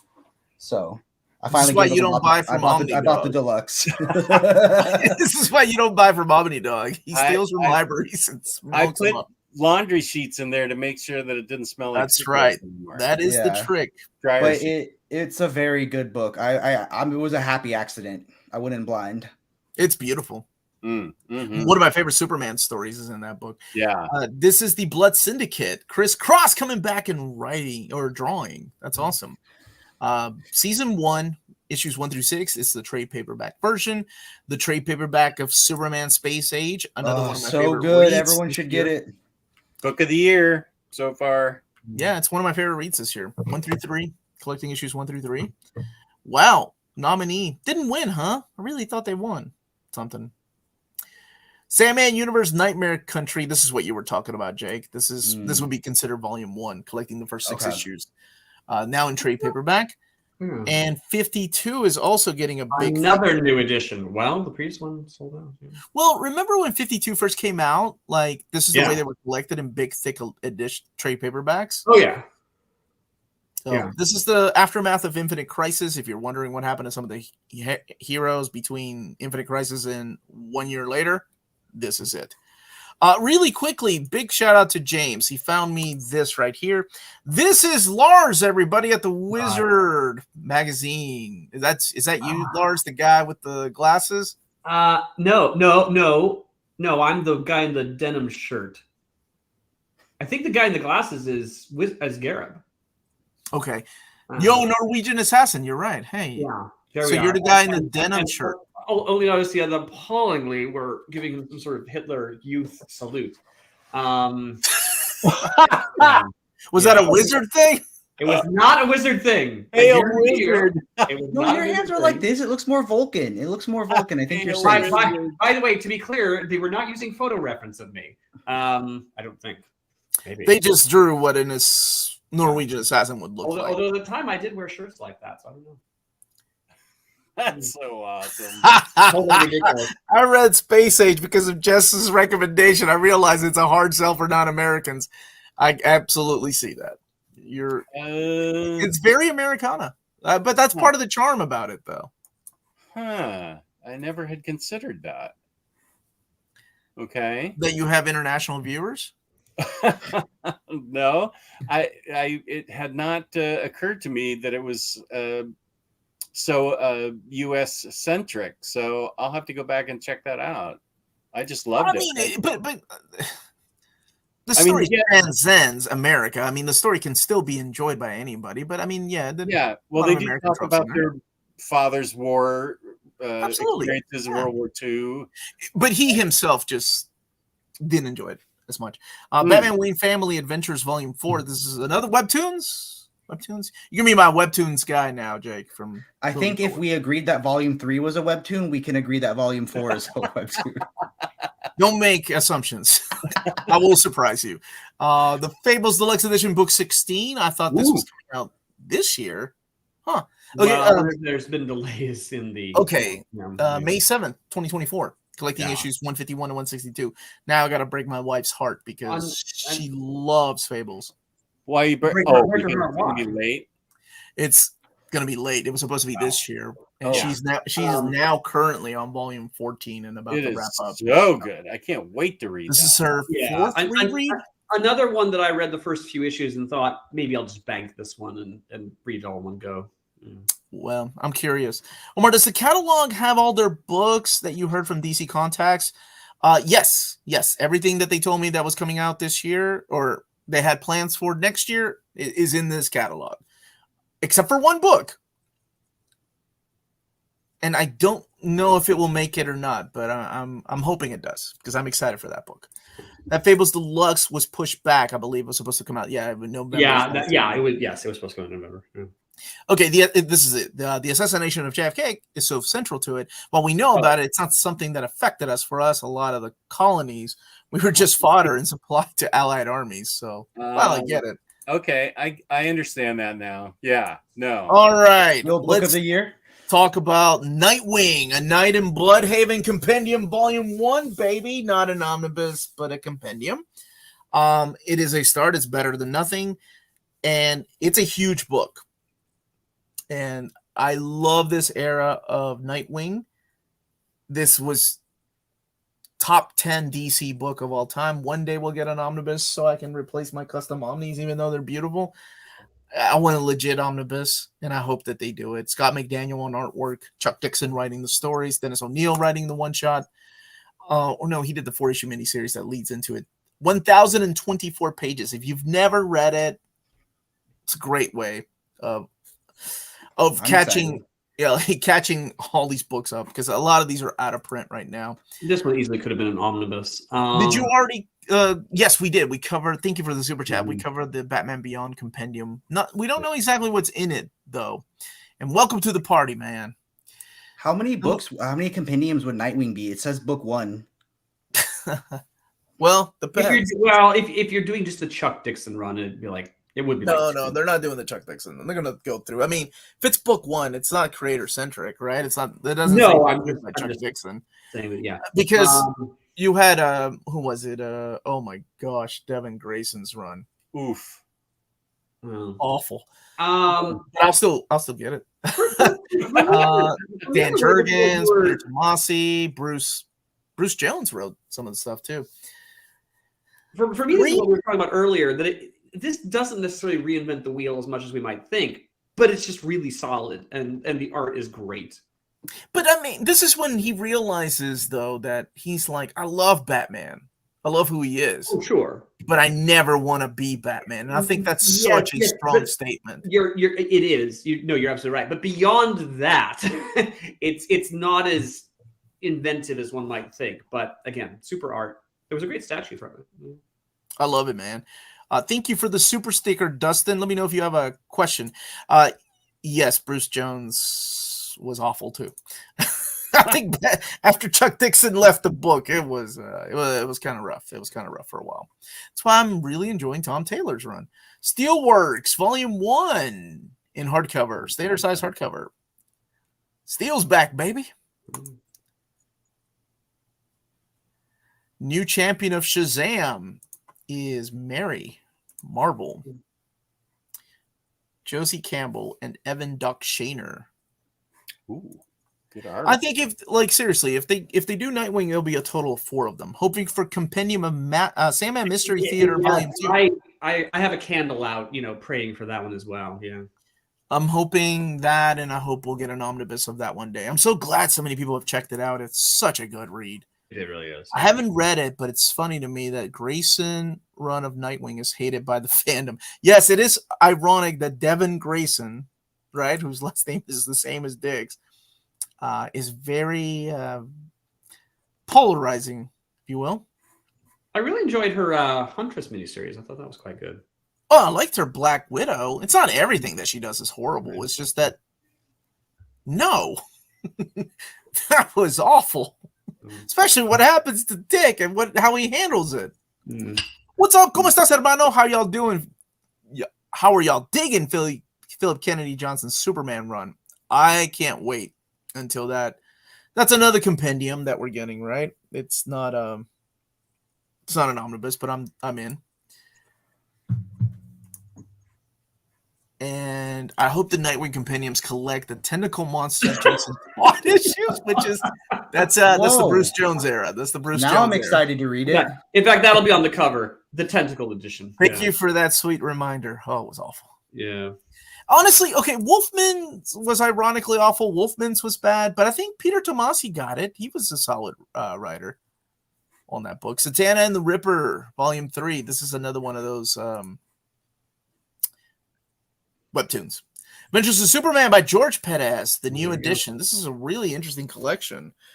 Collecting DC Comics presents 61, Action Comics 643 to 652. Superman, the New 52 series 1 through 6, and annual number 2 of the Action Comics. So it's a reprint of just collecting George's stories. And there's some really good stuff in here. Now, the last 6 issues, that's when Perez really didn't like writing the title because he, having to coordinate with the New 52, he found just too agonizing. But the earlier stuff, he enjoyed doing it, and it's really good. Maybe one day we can get an obscure DC character comic series like a Phantom Stranger. He hasn't had a run since the New 52. No, he hasn't. That New 52 run was bad. Tomasi had a big hand in shafting Cassandra during that era, though. I think that was more of Dan Didio's decision of what to do with that character, honestly. Batman Fortress, this is the trade paperback version. Hardcover, I think, comes out later this year if it's not already out. Derek Robertson's the artist on this. That's why I'm excited.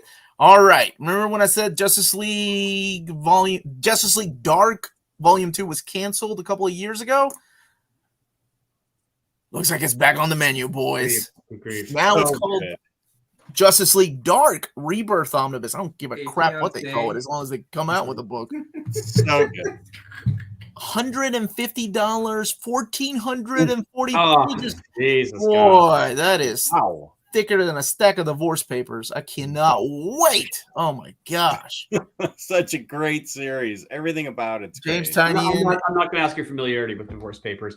I am. So they did the Justice League Dark Omnibus. Is there a whole bunch in the middle that hasn't been collected? I don't think there'd be any gap, right? No, it would go directly into each other. It goes into right. this. This would have been volume 2. Yeah, as they called it 3 years ago in the catalog. I have read this. I really enjoyed it. Remember that first omnibus was huge. It was like it was huge. 15, maybe even 16 pages. Yeah, I haven't read the 52 one, but I've read some of the first few issues of the Rebirth run, and I loved it. Like it was really, really good. It was an interesting team dynamic. Yeah. How many pages is it, Jess? Can you it's like 1600, right? It's like 1600. I think it might be 1600. You're right. Wow. Well, I read all the James Tynion. I'll probably get this because I read all the James Tynion and Rom V run at the library. And it was really good. Omar, Do we have libraries in America? He keeps talking about libraries. Do we have those in America? I've never been to one. We have some great libraries here in Des Moines. You've never been to a library? Shut up, Jake. I use Hoopla. We got our big new library in right before the recession hit. So it was very good timing. Omar, with Batman getting so much love in Omnis, why hasn't Tom King's run been collected in Omnis yet? I'm sure that will come. 1,624 pages. Thank you for that. I just got to it. 1648. 1648. It was enormous. It was truly enormous. Okay, well, there's no gap. Already more female-led books than Marvel. Is this what you do all day, Bar? You sit there and you check off how many female-led books. Have you considered if they're good, though? That's the question, Bar, that you should be really asking. That should be the next question, perhaps. Why is all this up for pre-order? But none of this is up for pre-order, Dustin. The way this works, just a little info in case you or anybody else is new. Catalog is what they send out to the direct market and places like Amazon, and that's the first place people go fishing, is what we call it. Yeah. So, that's step number 1, right? Step number 2, let's get these suckers solicited, because many a times have we seen the catalog. Looking at you, Man of Steel Omnibus, and things have been canceled. Yes. Or this was previously in the catalog 3 years ago when I did this video 3 years ago. It was called Justice League Dark Volume 2. Now, all we had was a page count, and I think the retail price was $59.99, and it was like $29.99, and it was a soft cover. So sometimes things get canceled, sometimes things get moved around. So the next step is solicitations, and then the final step to get it to your hands, of course, it's freaking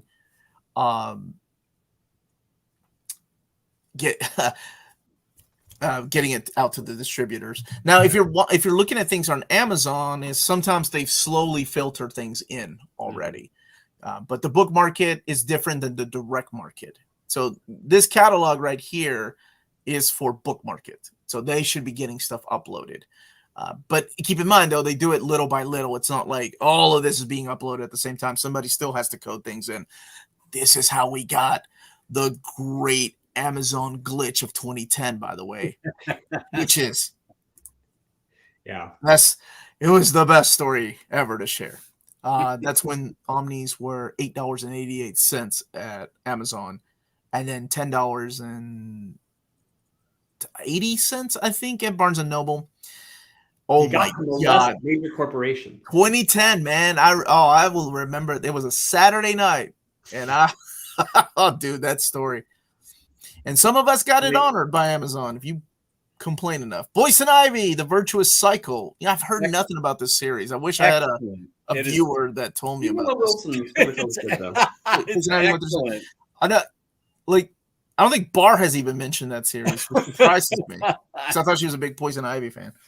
Superman Volume 2, The Chained. So this is Joshua Williams. Man, that guy is everywhere. How's he got time to read? I read the first two. I think I read the first two issues when they first came out. And they were refreshing. They were fun. They were good. But I don't know. I'm a little Joshua Williamsoned out after Dark Crisis. Yeah. Yes. The Hush Saga is infamous for being in the catalog. Some of them have made them back, and then others still not so much. My favorite is when Amazon did legitimately have a classic Omega Men omnibus. Oh, don't tell me about Amazon and breaking my heart with the Immateria collection of Promethea. It's still sitting there, coming in 2039 or whatever the hell they're doing.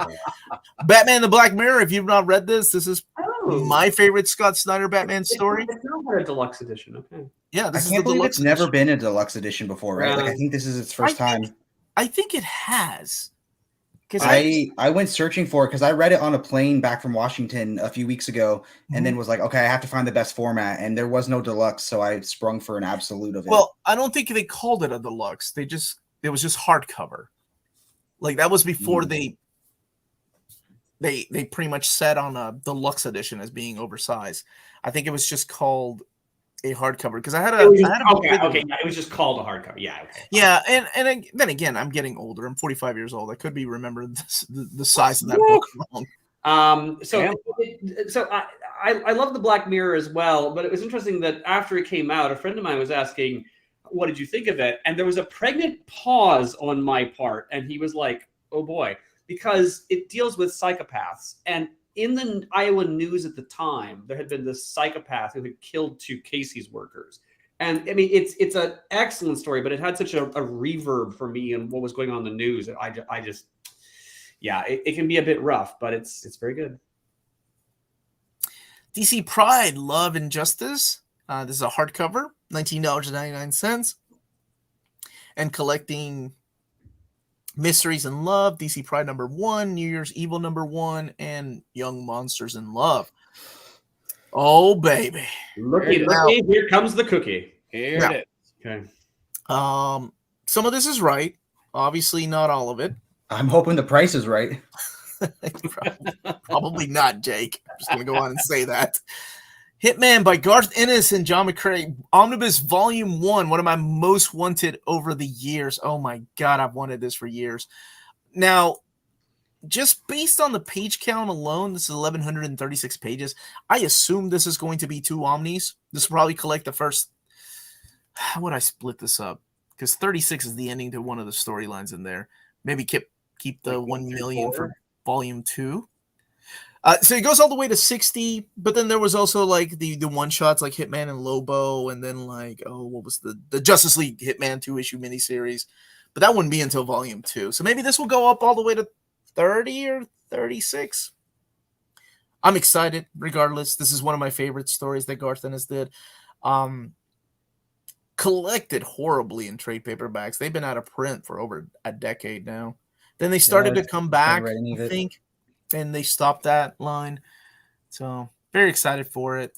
There's been no TV show. There's been no movie. I guess there's been no major reason to bring this back into print other than Garth Ennis is very popular. I was going to say, it's one of your creator-centric books. It is. Right? That will do it. I love this book. Yeah, man. That's such a good book. Such a good run. Is Hitman the Punisher of DC? It's a little more... satire. Maybe Vigilante would be the Punisher of DC. Oh, that's a good point. Possibly. Yeah, I can see that. Yeah. Oh, actually, yeah, very much so. Yeah. Superman, Son of Kal-El, Volume 3, the trade paperback version.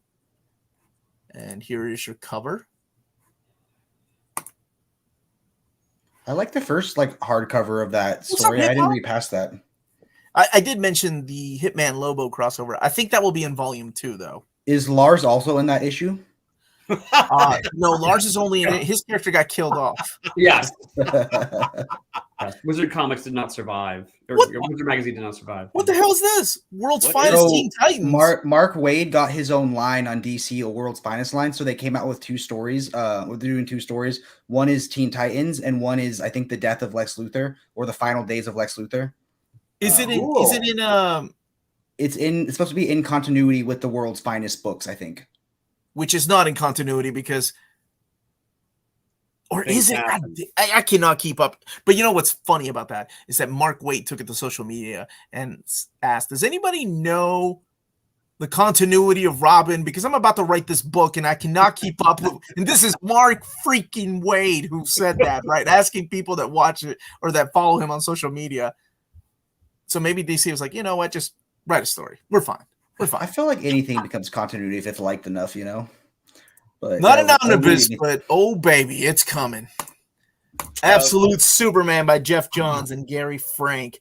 Okay. Collecting Action Comics 858 to 870, 900 Action Comics Annual number 10, and then Superman Secret Origin 1 through 6, and Superman World of New Krypton Special. Yeah. This book has 552 pages.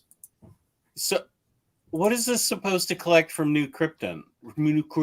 Oh, just the one shot that Gary Frank did, because it's one of those books that what's his name likes. Lars, this is your fault. What? Creator-centric book? It's a creator-centric book, so we're missing some issues in here. Because New Krypton, this is just like the beginning, the kickoff to New Krypton. Well, who cares? That Gary Frank art's going to look so good in Absolute. Yes. I want New Krypton in Absolutes or Omnis or something. New Krypton never did come out, unfortunately, in omnibus format. It would be great to have it in omnibus format. But this has got some really good stories in here, though. I mean, if you've never read Brainiac, oh my God, that's top 5 favorite Superman story. Chris, my buddy Chris says Last Son of Krypton is in this, and that was not done by Gary Frank. Yeah. Oh. Right. Okay. It's not, but I'm wondering what else is collected in here then. Maybe this is the prelude to the Superman by Johns Omnibus. It is the best. Is the best Jeff Johns Superman story Brainiac, Legion of Three Worlds, or something else? I actually don't like Legion of Three Worlds. Although, what, dude? That's got George Perez on it. Get out of this. No. I love the George Perez art. No, I'm totally sold on the George Perez art. I do not like the story that Jeff Johns is spinning in that one. You didn't like what he did with it? No, not at all. No, but the art was great. And again, seeing George have this kind of Mardi Gras of Legion of Superheroes where he gets to draw everything, that was spectacular. Oh my God! And it's like different versions of the Legion. How did you and just keep your pants on? It was difficult, I assure you. Okay. So what this doesn't collect though is the Last Son storyline, which was not done by Gary Frank. That was done by Adam Kubert. Yeah, and that was co-written by Richard Donner. So this isn't everything that Jeff Johns did for Superman, but it does contain some of the best stories in here. Like I said, Brainiac, and then the Secret Origin, which is excellent. Yeah, this one went down better for me. If Jeff Johns is going to write Legion, this one went down a lot better. But the Legion of Three Worlds, I would have kept Perez, and I would have liked a different writer on that one. But, yeah. It should be an Omni, but maybe I'm sure we'll get there. Actually, it would be the last omnibus for Jeff Johns, right? At DC. Are you holding? What are you doing, Jess? Have you been replaced by a Barrel Lad, baby? Oh my God! Did you pay $5 for that in the discount bin? I beg your pardon. How dare you get out of this chat? What is wrong with you? It's a Sunday, Lars. I like this, Lars. World's Finest isn't its own continuity. It's the main one, just set in the past. Okay, thank you for explaining that. Last Son has a deluxe, right? But I mean, it'd be nice to have it all in one format. This, by the way, was originally solicited as a deluxe edition, the Brainiac story, and then they took it out to put Last Son and the Bizarro story together in the deluxe edition. So who knows? I mean, the content might change. 552 pages, $150. Batman the Knight, Volume 1. This is the Chip Zdarsky story. This is now in trade paperback, collecting the Knight 1 through 10. Danger Street by Tom King and Jorge Fornes. Ooh. Collecting Danger Street 7 through 12. That's a trade? Is it already come out in hardcover? I think I could be wrong. I know the first one has come out in hardcover and possibly the second one, but I feel like I usually wait because I know once I buy both of them, then they come out with a deluxe someday. Yeah, that's but I know for sure the first one is out. It's in the catalog, the Paul Dini Zatanna, but it's not just Paul Dini. It's a bunch of stories of Zatanna by different writers. But the cover says Zatanna by Paul Dini, right? Yeah, and also Adam Bitchin. Remember, we went over this, and it's got 400 pages. Paul Dini didn't write that many Zatanna stories. I'm just. Were you not paying attention to anything, Lars? No, I am paying attention. I just find it a bit. No, but he wrote some fill issues. No, but whenever you have Paul Dini, they were interspersed. It's okay. Yeah, his name is at the top billing, and it's big, thick, bold letters, right? Yeah. Dark Crisis 1 through 7. And then DC Pride, Brave, and the Bold. This is another hardcover for $19.99. Collecting DC Pride 2023 annuals, anthologies containing all new stories spotlighting LGBTQIA+. Fan favorites will feature an introduction by Phil Jimenez, whose artwork is amazing. Batman Justice Buster. That's such a manga title, too. Volume 3. Green Lantern Volume 1. They just relaunched it, huh? Collecting, I assume, the first 6 issues? Love that cover. Jeremy Adams is the writer on this one. Hardcover, 240 pages. It took Omar 10 minutes. I'm trying, Bar. It's long. Hawk Girl's getting her own hardcover. Hell yes. Whoa. I love Hawk Girl. Who's writing this? Jadzia Axelrod. I don't know who that is. Jess's favorite book. Oh my God! Shut your mouth. Identity Don't Crisis. spread that rumor. Yeah, I think Jess, you have the Absolute, right? No, I do not. Stop all this slander. It is. I would rather have that Feral Lad comment from Lars. Associated with Identity Crisis. I'm with you. I can't stand Identity Crisis either. Yeah. Oh my gosh, this is one. Here's the thing. Now this is when Jess actually listened to a comic book YouTuber, and which one was that? And when we reviewed this, you were like, "Wait, yeah," because wasn't Jess? Didn't he like? He actually liked the story, but when Omar talked him out of it. Yeah, and he was like, "You changed my mind," and that's why he got rid of his Absolute. And I was like, "Dude, don't let me change your mind. If you like the story, like the story." I read the story, and it was the second time, and it was awful. I just pointed out a lot of its flaws that I didn't like, but there are lots of people that like it. And I think I have it. Yeah, there are people who like it, or there's people who have to. There are people who like it, or people who have to read it on the train wreck mentality. But I always tell people, judge it on your own. You will always find comics out there that you're gonna love that everybody else hates, or you're gonna find comics that you hate that everybody else loves. Yeah, except for Batman Year 2. That's across the board. Everybody loves that one, baby. Identity Crisis, the 20th anniversary. Gotta feel old. Deluxe edition. I'm going to sign my copy of Year 2. I'm gonna sign Jake's copy of Year 2 right along with Todd McFarlane and Alan Davis. They're gonna be like, "Who the hell is Omar?" All right, another Batman sidekick, another compendium. Okay. Robin Tim Drake Compendium Volume 1.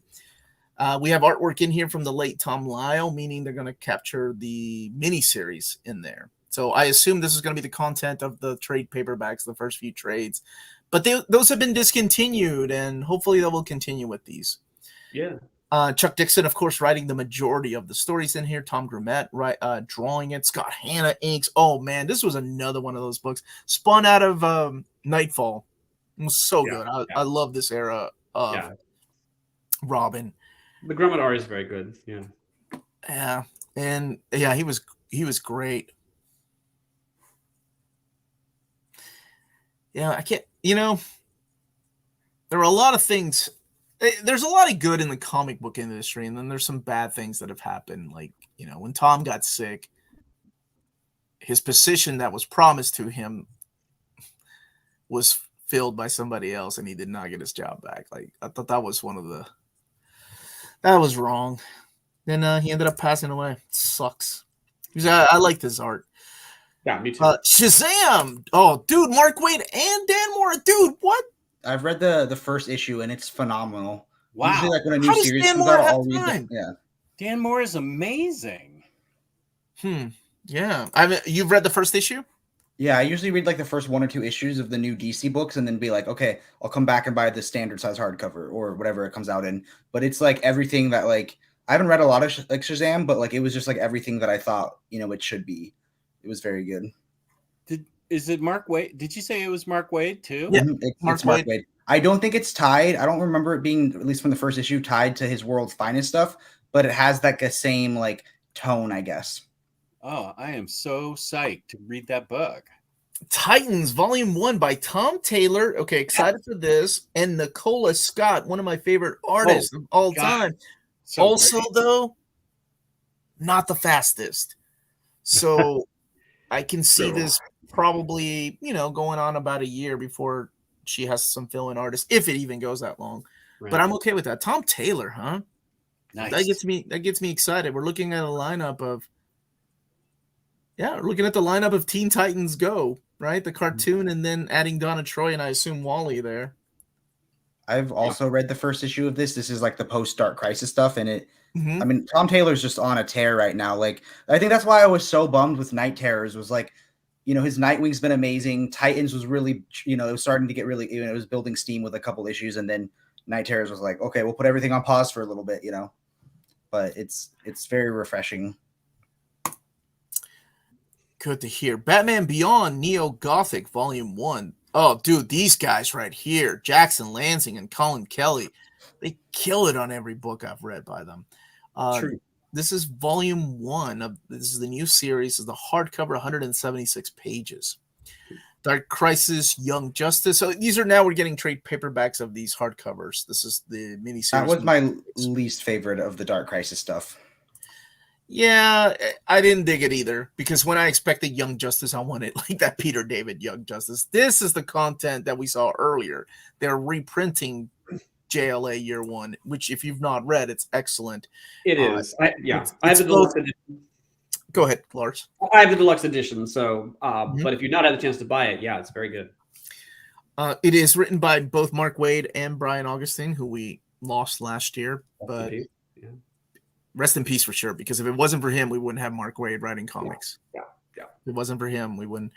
Barry Kitson doing the artwork in there, collecting Year One, issues 1 through 12, a series that just will not stop kicking ass. I'm loving it, and that is Nightwing Volume 3.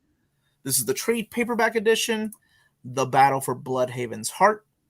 That is in the stack of shame right now. Yes. It will be You got. gotta read it, Jess. It's such a quick read. I know, it's so And good. Finally, years of wanting this one. Wow. Secret 6 by Gail Simone Omnibus, Volume 1, baby. Fantastic. Volume 1. Yeah. So I assume this will be 2 volumes. Let's see, 25. We don't have the content. 848 pages. I mean, they got hype of 848. Oh, 848. No, it's gonna be split up. Yeah. $125. Well,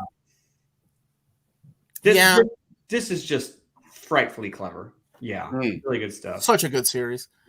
I can't remember if the first trade paperback included the Villains United or not. The new fatties. Yeah, it's been reprinted a couple times. I actually had the very first singles. That's what I have too. So I can't remember if the new fatties include Villains United or not. Because I feel like you almost need Villains United, but but the way this is read is that this spins out of Infinite Crisis, collecting the series that led into Infinite Crisis. I've only read the Infinite Crisis Omnibus with the Secret Six stuff, and it was good. But I didn't know if there was if they were like a team before, or if there was stuff afterwards. But that was really interesting. So okay, well, no, the series happened after Infinite Crisis. Maybe it does contain Villains United if it says collecting the series that led into Infinite Crisis. Worryingly, the summary does read like somebody who just has the cut and paste summary of Secret Six and doesn't actually know what the hell is going on with the Gail Simone run. Oh, it's got to be Chat GPT, right? Someone's getting paid just to Chat GPT. That does sound written like Chat GPT. Yes, it does. No, this is very welcome. This is very, very welcome. Had Secret Six? Yes, Secret Six has been collected in many trade paperback versions, including the fatty versions. No. Batman Beyond the White Knight. This is a trade paperback version. We just had the hardcover come out last month, I think. Collecting Batman Beyond the White Knight 1 through 8, and then the Red Hood 1 and 2. This is the Sean Murphy series. Really cool covers. I love that guy's artwork. It's a shame, and I get it, right? That he won't work with anybody else. Now he's only going to do Sean Murphy stories, because I really love the stuff he did with Rick Remender. Yeah. Super Sons, the complete series. This is the trade paperback versions of the stories in a big fat trade, $49.99, 536 pages. Tales from the Dark Crisis, another trade paperback version of a hardcover that was released this year. Wonder Woman, the Golden Age Omnibus, Volume 6. So this is the 704 pages, $150. No content. I'm not a Golden Age collector, but for people who are, this is great. Absolute Final Crisis is coming back to print. And does it say if it comes with the glasses? Does it come with the 3D glasses? Well, if it's reprinting the first printing, I hope so. But so collecting the miniseries, it also collected the Superman stories too, didn't it? The Superman 2-issue miniseries. Yeah. That Secret Six is Gail Simone. Warren, do you like that? Because you seem to hate everything I like. Same. This stream is not good for my wallet. I'm so sorry. Yeah, so Absolute Final Crisis is coming back to print. If you own the Omnibus, the stories are already collected in there. This is more for appreciating that beautiful, wonderful J.G. Jones artwork. Oh my gosh, it's so good. And he, unfortunately, was a little slower when he was doing this monthly series, that it was put on hiatus, and then Doug Mankey had to come in and draw some of the issues. But for the collection, he went back and redrew those pages. So people that were reading these monthlies, that's what happened, right? We got Doug Mankey coming in, and there was another artist, I can't remember, to do some of the fill-in pages. And then for the collection, J.G. Jones did finish it. So good news. I also bought that a month ago, so I take credit for that. Jake, have you heard of reprints? Yeah, but like I kind of I got into this vibe where I was like, you know what, I should just buy every Crisis Absolute. So so now I'm just waiting on that 0 hour Absolute someday. Absolute 0 hour? That's the only Crisis I don't have an Absolute, you know. So okay. I don't want it, but like it looked nice. I don't want it. I don't want it.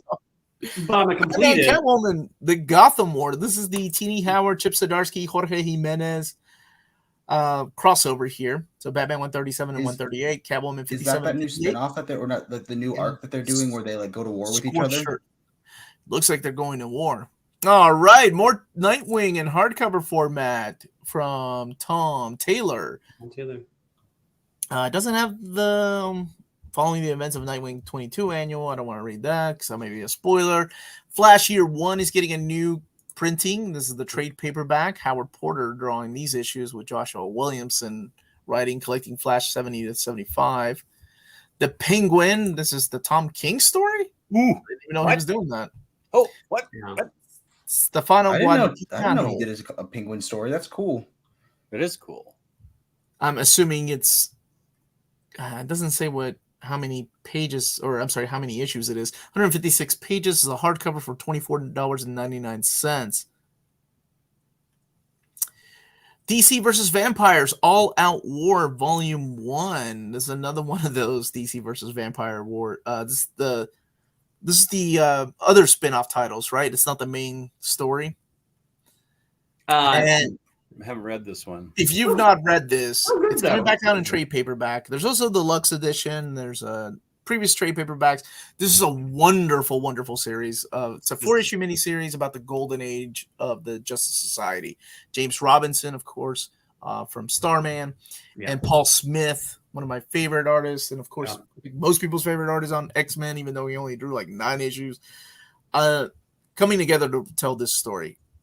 So good. They did this before their Chance series when they started working together on that. The Chance. I want to say this was this before, but it is coming back to print. Don't miss out on it. This is one of my all-time favorite things. I'll be happy to. Yeah, no, absolutely stunning. Now, the paper quality of the hardcover of this was absolute excrement. I guess I didn't. Absolute excrement. You're such a classy guy, Lars. I love it. No, it was so bad. Would it come out? Any page with even moderate darkness, you couldn't make out Paul Smith's pencils. I guess I didn't check the soft cover of this, so hopefully they improved the paper quality because yikes. But one of the story-wise and art-wise, one of the best things ever. Oh, absolutely. Red Hood and the Outlaws Volume 2, trade paperback, no content at all. Would that be the here's references. Vixen Volume 6. This is the one that I was told was the best out of the bunch of the Webtoons. All right, excited, but what are you gonna do? Wildcats Compendium. Okay. So it is the classic Wildcats by Jim Lee, Brandon Choi, but we are getting Travis Charest there, meaning we're gonna hit the Alan Moore era. 914 pages, $39.99. I'm not the biggest fan of the story, but oh my god, that artwork. That's why I have Absolute Wildcats, because I love Jim Lee's art. Yeah. And this has some tremendous artwork. It's amazing. I love the artwork in this. And not just by Lee, but in a way, Charest just surpasses whatever Lee was doing. His art is amazing. No content yet, but I mean, it's a collection. And this is crazy, but they've never done a proper collection of this series. We've seen the first 12 issues reprinted time and time again. Yeah. But for a property whose president was the co-creator of the series, it's surprising that we haven't. Yeah. Is Jim Lee's art worth buying the Wildcats Compendium? If you ask any child of the 90s, they'll say yes. Yeah. What about Jess? What about you and Lars? What about you old people? No. You don't think I grew up reading Wildcats? Hold on, I'm getting to you, Jake. Hold on a second. Before my time. Let me ask these gentlemen first, because you guys are well-read, and you've been around long before. I don't know how to say this. Yes, you're both saying that you know what libraries are, so I think that's. I won't say that you're old. The fact that Jake keeps bringing that up makes me worried about him. All right. What did you two think? Because you were in different times, right? Like, Jess, you were in your 20s when this stuff was coming out. I want to say, right? Like, that's very nice of you. It's what I do. It's what I do. Well, actually, it was in my 30s. You're right. This was like 30 years ago. Yeah. 1992. 1992 is what it was a very pretty book. Very nice art. I just was never a big fan of the story. I understand why Absolute Wildcats is something in everybody's library that loved the 90s comics. This just wasn't for me. I remember picking it up and reading it. In floppy form. And yes, the cartoon was great. What about you, Lars? Because this is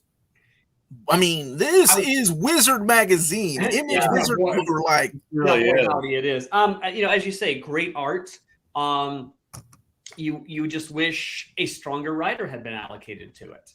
Because I picked it up at the time. These were my college years, and I was like, it's good. I just couldn't quite engage with it. But then later, Alan Moore starts writing it. James Robinson starts writing it. James Robinson had a really good run on it. So it would just prove that, okay, great Wildcat stories can be told. That's a good I'm point. not sure this is it. If you don't have a strong writer, had the unfortunate effect of coming across as just an excuse for Jim Lee to show off his art portfolio, which has value, but Well, that's what it is. It's Jim Lee showing off his art portfolio. You had those couple of issues by Chris Claremont with what's his name, Huntsman. Oh, yeah. Too. Yeah. Who? The Huntsman, the guy that he created. Chris. Jim. Chris I'm sorry, Chris Claremont.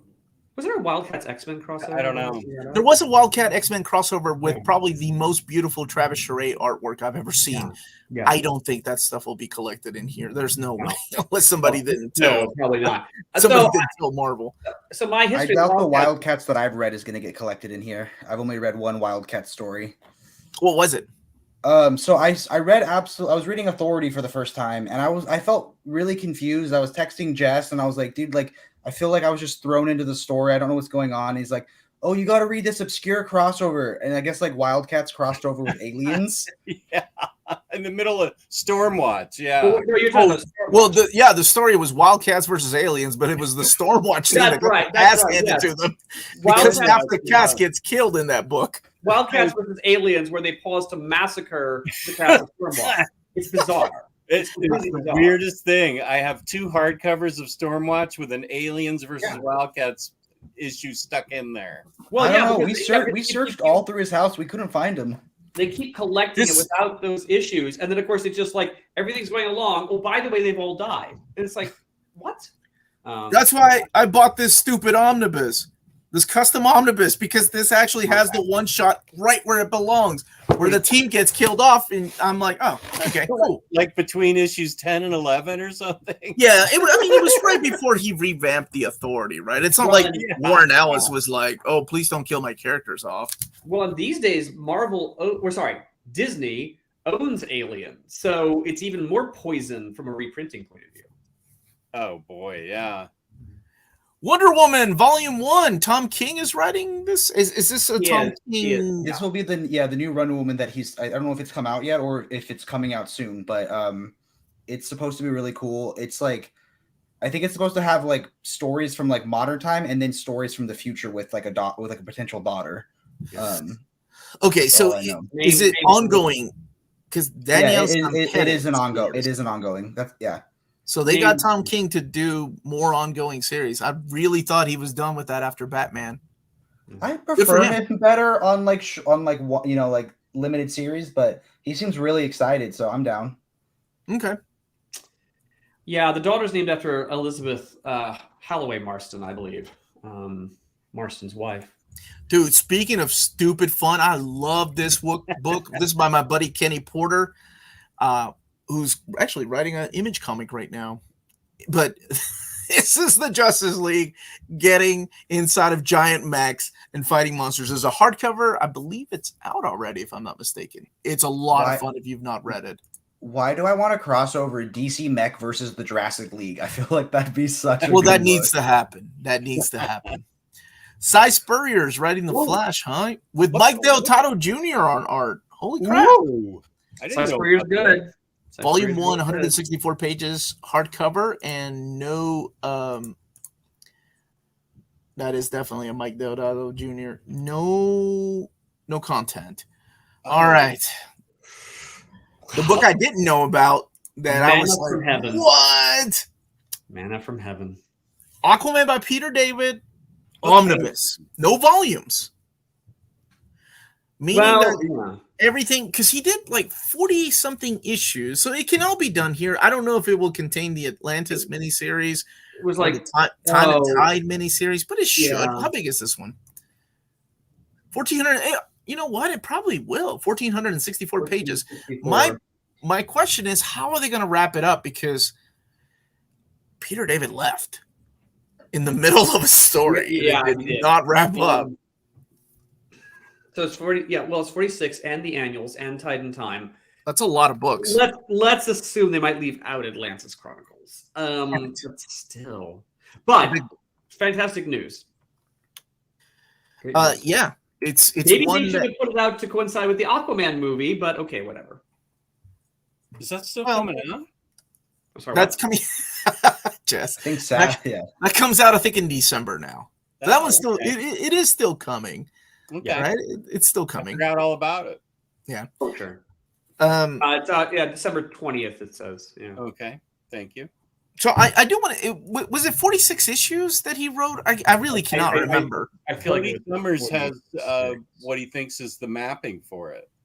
Okay, let me highlight that. But I do know that Dan Abnett and Andy Lanning came in and just like had to finish out that storyline. Yeah. No, he did leave suddenly. Great art by Jim Calafiore. I got to admit, I'm really fond of Jim Calafiore. Yeah, great stuff. DC talked about Catwoman Omnibus like he did everything in it. The mapping comments at 311. So Cody, okay, Aquaman 0 through 46, annuals 1 through 4, Atlantis Chronicles Time and Tide, right? Time and Tide. You know, I think it can be done, but it's the story doesn't end. Like, it's not like Peter David said, well, okay, I hear you, but this happens sometimes. John Byrne didn't really finish his West Coast Avengers run either, you know. So. That is a good point. It is creators jumping on point for Aquaman. I don't really know. Oh, absolutely. Yes, certainly. My only Aquaman experience. How many issues would you need to finish it? I mean, they're like they finished it, but do they just need an extra issue or two? I don't know. Well, remember they also left in the middle of a story, and I think it was Eric Larson that took off. And finally, Eric Larson comes on board, which is very different. Yeah, it's a lot different. Harley Quinn, Black, White, and Red are. This is already out or coming out in hardcover, right, Jess? I don't think it's out yet. The trade. I don't think it's out yet. And one I'm excited about. I realize that it's book 1, so I'm curious how this will be mapped. But this is Superman by Kurt Busiek, book 1, 664 pages, $49.99. It states as a hardcover. It's not a deluxe. Well, like I said, we're looking at the catalog, and sometimes things are wrong. Part of me makes me think that this is a soft cover, just because of that title, Superman by Kurt Busiek. I hope I'm wrong. I hope it is a hardcover, and I hope it's deluxe. Let me look at the trim size of this. It's the same trim size as this standard trade paperback. So maybe excited regardless, though. The stories in there are so good. This is the stuff that he did after the Infinite Crisis. Human Target book 2, and that is a trade paperback collecting the rest of that run by Greg Smallwood and Tom King, which is really good. It's also very bizarre. Different than the Human Target. I'm sorry, what? Different than Human Target. Hold on a second. When does this take place? If you're talking about Batman versus Robin, Superman, or if you're talking about Superman, that takes place immediately after Infinite Crisis. Batman versus Robin, this is the Mark Waid stuff. This takes place right after World's Finest 1, right? Yeah. I think it's in between World's Finest 1 and 2. And it's a tie-in to Lazarus Planet.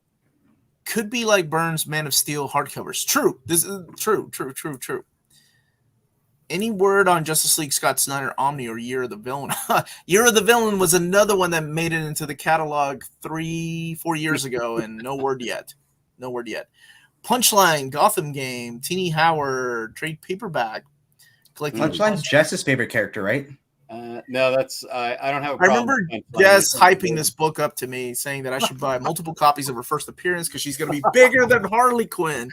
And I knew that meant a lot from a man that loves Harley Quinn. That is such a lie. You are such a jerk. Oh, yes, baby. Time. We knew it was coming, but it's finally official. Well, official in the catalog. Superman, Woman of Tomorrow, the deluxe edition by Tom King and Bilquis Evely. Yeah. Collecting all 8 issues, right? The complete story. 256 pages. Hardcover, $49.99. The only thing stopping me from double dipping on that is I got the trade paperback signed by Tom King, and I'm like, I don't know. You're gonna meet Tom King again. Buy it and get it. You're right. Yeah. Get them both. That didn't take long. Swamp Thing, Green Hell, the trade paperback. Has anybody read this? Because I have the hardcover on order and I haven't had a chance to read it. Jeff Lemire and Doug Mankey. Love Doug Mankey's artwork. So I've heard great things about this, but I haven't. It's coming. Yeah, I ordered it. I'm surprised they haven't resolicited the Absolute Fables yet. Me too.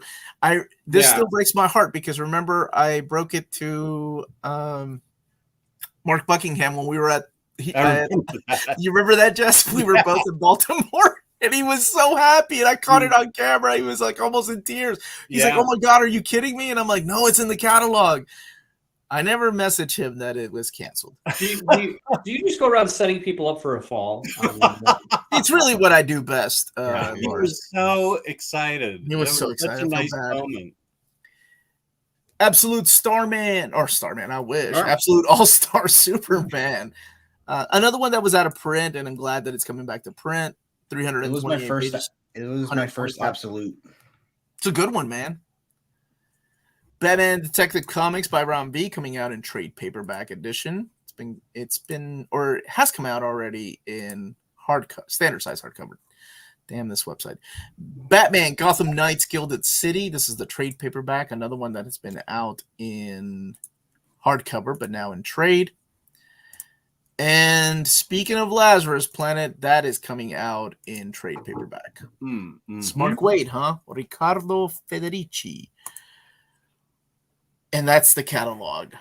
So, out of this entire catalog, gentlemen, what's the book you're most excited for? And anybody in the chat, I'd love to know what your one book you're most excited for. Could you go back Jake, to the beginning? Wait, ask someone else. I'm scrolling back through the list. Ask someone else. It takes endurance to get through these DC catalogs. It does. It's a lot of catalog. Probably Absolute Superman by Jeff Johns and Gary Frank. I haven't read a lot of that stuff, but I love Superman and I love Absolutes are my favorite format. So Gary Frank is one of my favorite artists. So I'm very excited to. I've read some of them in like trade paperbacks like before I was a serious collector, but I'm excited to read that Absolute. I think that would be that one, and then the Nightwing. Nightwing is my favorite character, so that compendium. Like I love Nightwing so much, I named my cat Grayson. Oh, that's awesome. After Devin Grayson. She said no to Nightwing and she said no to Dick. So Grayson was what we agreed on. My buddy Philip is here. All right. Yeah. Lars, what one book are you most excited for, my friend? Yeah. This is weird because normally when you ask us about the Marvel catalogs, there's like frequently one that leaps out at you, and here there's like 5 competing for my attention because the world has a Secret Six reprint, Secret Six by Gail Simone. Justice League International Omnibus number 3, but I would have to go with Aquaman by Peter David. Good choice. Yeah. Wow. Yeah. Good choice. That's one that I think that's my second one. That's the one that I would say. Yeah. I came under fire in our last video because I confessed that Jason Aaron writing Ghost Rider was the only time I've given a damn about Ghost Rider. And why would you bring that up? Well, because Aquaman by Peter David and Jim Calafiore is really the only time I've given a damn about Aquaman. I think it was the only time anybody gave a damn about Aquaman until Jeff Johns took over the book. Good though. What about the Aquaman Jabberjocky crossover, from the Hanna-Barbara character? Jabberjocky. I mean, I don't know if you recall. Jake, do you want to be invited again? I haven't even read it, so it could be good. I mean, I don't know if all of you remember the Aquaman Aqualad. You call him Jabberwocky? What you call him? I don't. What's his Jabberjocky? Jabberjaw? Jabberjaw. Yeah, sorry, Jabberjaw. The Aquaman Jabberjaw one shot is great. About 20 years ago, DC Direct put out a Aquaman and Aqualad on a giant seahorse action figure. And at the time, this was based on the Super Friends run. And I was like, I didn't know that DC had a gay erotica line. But there it is. God, it is shocking. It is shocking. What about you, Jess? I have to follow that. Wow. Yeah. I will say I am most excited for oversized format Justice League Dark Rebirth because that is a good choice. Series. It's great. I love how they've just Justice League Dark for New 52 was great, and then Justice League Dark for Rebirth was great. It's the only time Constantine has been a good character throughout. Yeah. And we get Magical Wonder Woman and Detective Chimp, and it's awesome. I love it. So it was a good run. I will say the Rebirth run took me a little bit to get into. Like I think it was like the third story arc that I started digging it more. Okay. But it was still solid. It was still solid. I think adding Wonder Woman in helped, actually. That was a fun story. That might be where you decided you liked. I think that was it was a crossover, right? With Wonder Woman. I can't remember if it was a crossover or not. Yeah. So when she got magic. The Hellblazer to me though, Constantine just, I think ever since they canceled Vertigo, it just hasn't been the same. Even in Justice League Dark, it's a different character, but it's close. It's close, right? That and Cy Spurrier's run was great. Mm-hmm. It's almost up there. For me, oh my god, like I think it was me that Jake was probably listening to. I didn't think they were ever going to do this. Yeah. So Justice League International 3. Like, as excited as I am for Peter David and the Secret Six by Gail Simone, these were the stories I remember like missing issues, and I had to go back to comic book stores across Kentucky to try to find them. So I'm very excited to finally get to read a lot of this stuff in a big collection.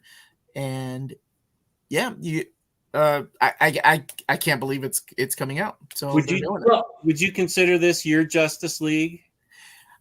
Honestly, between this or JLA's, actually probably more this. By the time we got to JLA, that's usually that's right around the time I started leaving comics. Like I had read JLA by Morrison the first few issues, and then in '96 I left comics. I was there, for most of this, and then throughout the Extreme Justice era. Oh, so bad. Well, yeah, this is absolutely my Justice League. It's kind of, just 1 second. There's never quite been anything like this in comics before or since. To take a major property, put it in a bunch of second stringers, and have a particular tone that makes it stand out from everything else around it. Mm-hmm. Reminds me a lot of like Peter David's stuff that he did later on with like X Factor. Like, makes you really interested. Yeah. So that's what I'm most excited for.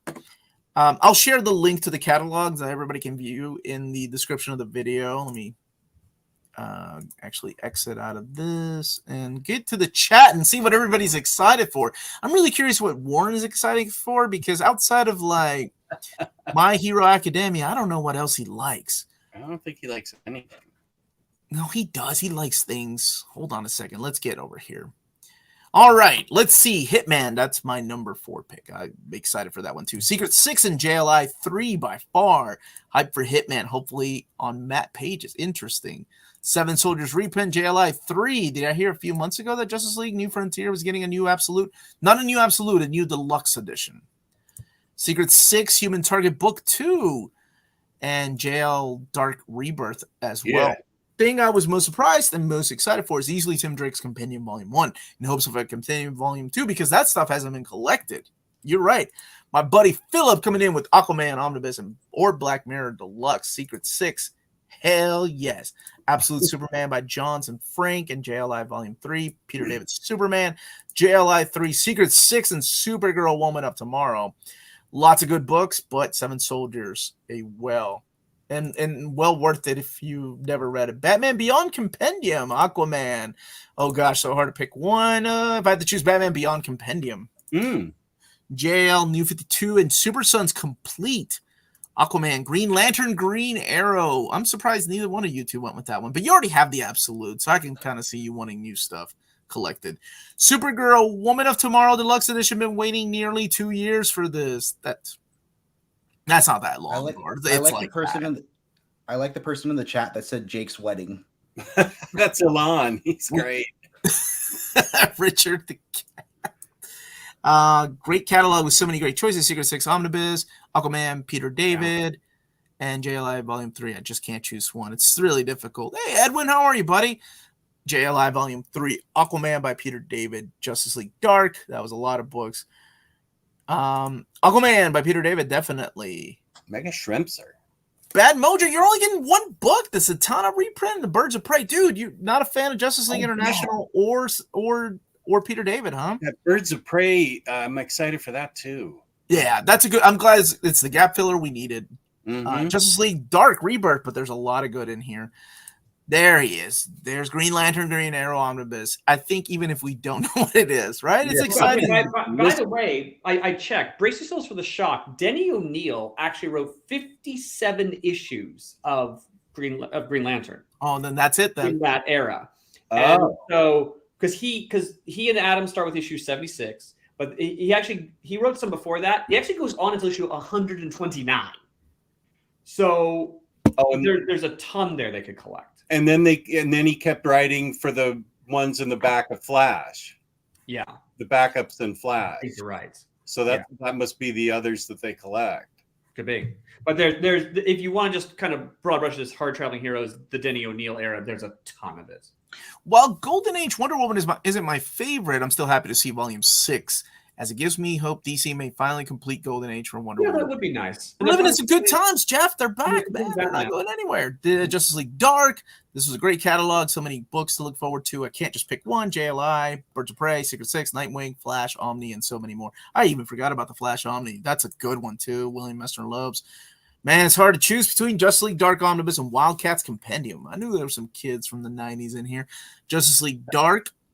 Most excited for Messner Loeb's Flash. Great run. Pun. And it's what got me into comics. JLI, Nightwing Compendium, Aquaman, and JLD. So there's a Ted Core Blue Beetle and a Cassandra King collected editions, Omar. You're asking, so like where? Okay. So like, I don't know. Sometime maybe in 2025.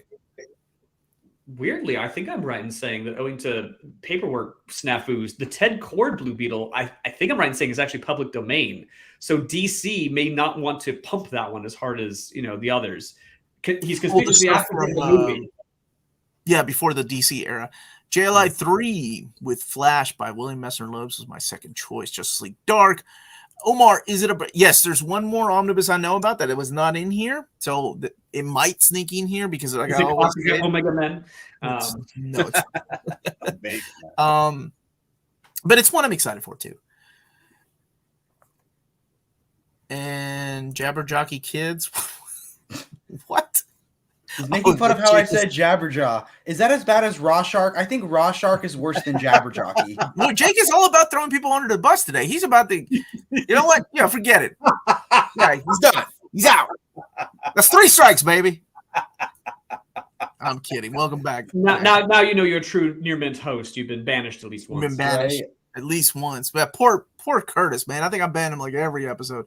Just betraying his Wonder Woman Golden Age roots. Is that really your roots? I like Magic Wonder Woman, so that's it. So it's still there. White Knight Generation Joker. If you like Metallica and are into BDSM, Lobo. Oh my God. That is not the pitch. Finally, Identity Crisis is getting a deluxe as well. I'm glad you're excited for that, man. JLI 3. I'm excited for Jake's review of Jabberjocky. They're never going to let you live that down. I still haven't pulled a new 52 JLD. I may need to now. Supergirl, Wonder Woman of Tomorrow. Wonder Woman of Tomorrow, not Wonder. She is wonderful. So no one wants to get Lobo for the Norwegian assassin Easter egg. Okay, you do not need to. Yes, he does. Lobo, of course, shows up in the Justice League International run, and it's quite hilarious. And some of what we know about the character comes from that. Like, I think his love of space dolphins comes from there. Quite fun. I haven't read those books in so many decades. Because he debuts in Omega Men, but the character. Oh, that's right. Different. Yeah, the character's fairly different when that happens. Yeah. Aquaman what's up, Omni Nation? How are you, brother? Aquaman by Peter the Goat David. I'm most hyped for that one. DC is cooking. Okay. Cooking on fire. Hitman Omnibus. Hitman, yeah, baby. Jake's Wedding. That's adorable. Most excited for Jake's Wedding. JLI 3. Hitman Lobo 7 Soldiers. Guess I'm trading these crappy 5-6 trades of Hitman. Aquaman, Justice League Dark, Secret Six, Aquaman, and Flash. Love Messner Loeb's Flash Omni 1. Can't believe the only OHC option for Identity Crisis was Absolute until the Deluxe. You're right. And probably Supergirl Deluxe. I'm excited to find out What's a webtoon? Wait, I thought Josh knew what a webtoon was. Ain't you two been talking? Justice League Dark Rebirth. Why Iron Man when you could get Pharaoh Lad? Oh my gosh. The That's original. like saying why buy Spam when you can get Treat? Treat. That's right. Most of us that were old and poor know what Treat is. Treat? How dare you? Treat. Yeah, Pharaoh Lad is a treat. Oh Omar, do you think God, Justice League Task Force? League Task Force, my God.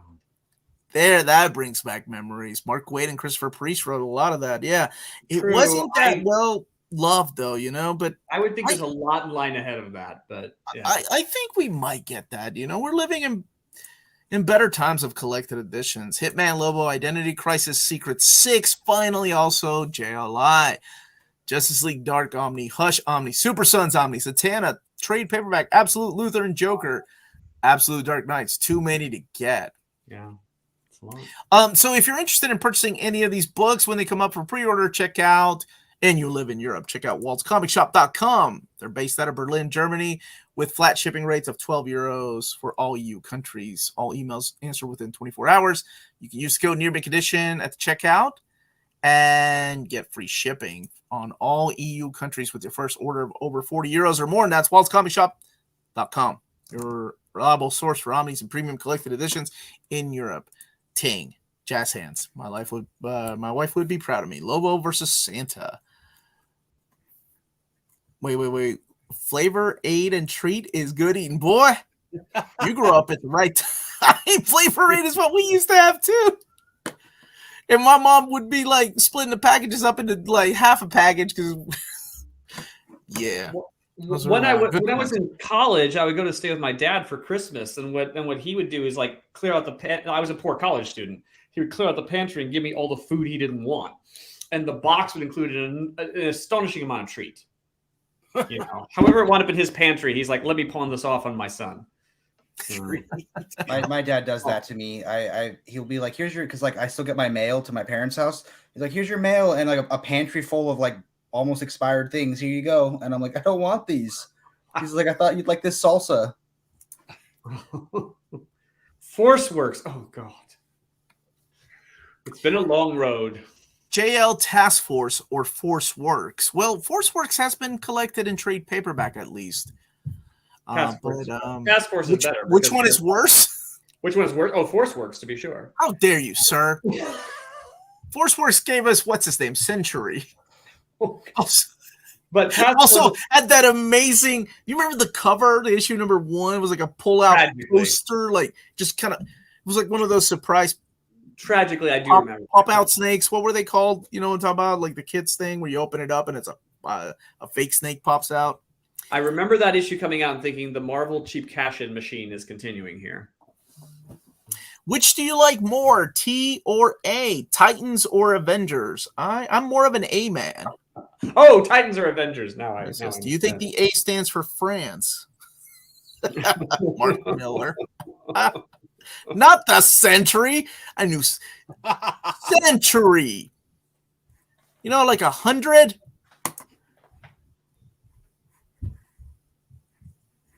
Oh, Jake, you weren't even alive when that book came out. Oop, I called him Jake. I'm so sorry, Jake. I was so used to yelling to ask what Forceworks is. You were about to ask. It spun out of the Avengers West Coast. Where does Lars get the posters? Yeah, it's a great merchandiser called Nerd Herd Printing. Nerd Herd Printing. Nerd Herd Printing. There you have it. Sells some on eBay, but you can also go to their website direct. Okay, let's not get crazy because this is a hell of a statement. Extreme Justice was not better than most books out there. They were kind of equally dire, if we're being honest. All of you want to rank the Crisis from best to worst. Yeah, this will be the last question. Then I got to get going because I can hear my family yelling at me.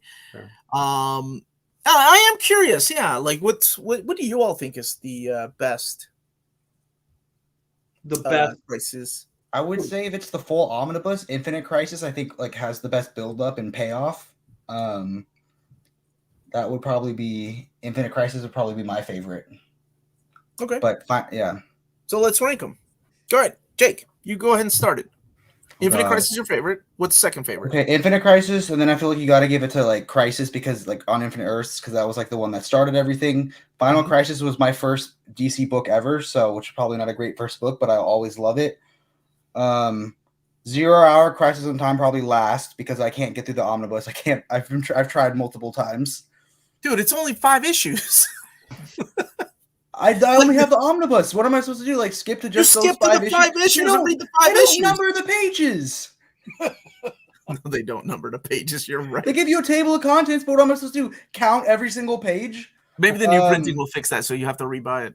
Yeah, Dark Crisis is pretty low for me. And then I don't know. Are both metals considered crisis? Like, it's different books consider different things crises. Well, out of the ones he gave us here, that he didn't think include metals metals, are but so Heroes and Crisis is the lowest. That was my least. Yeah. Okay. Yeah. So he also didn't include Flashpoint, which I would always include. I would say that's a crisis, but okay. Oh, yeah. Jess, what about you? What's the best crisis? Out of this, I would agree with Jake. Infinite. Then the original Crisis on Infinite Earths, and I don't think I care about the rest of them at all. Not a fan, huh? Not a fan. Yet. No, not a fan of any of them. What about you, Lars? You say that with such suspicion. I'm ready to hit the boot button. Go.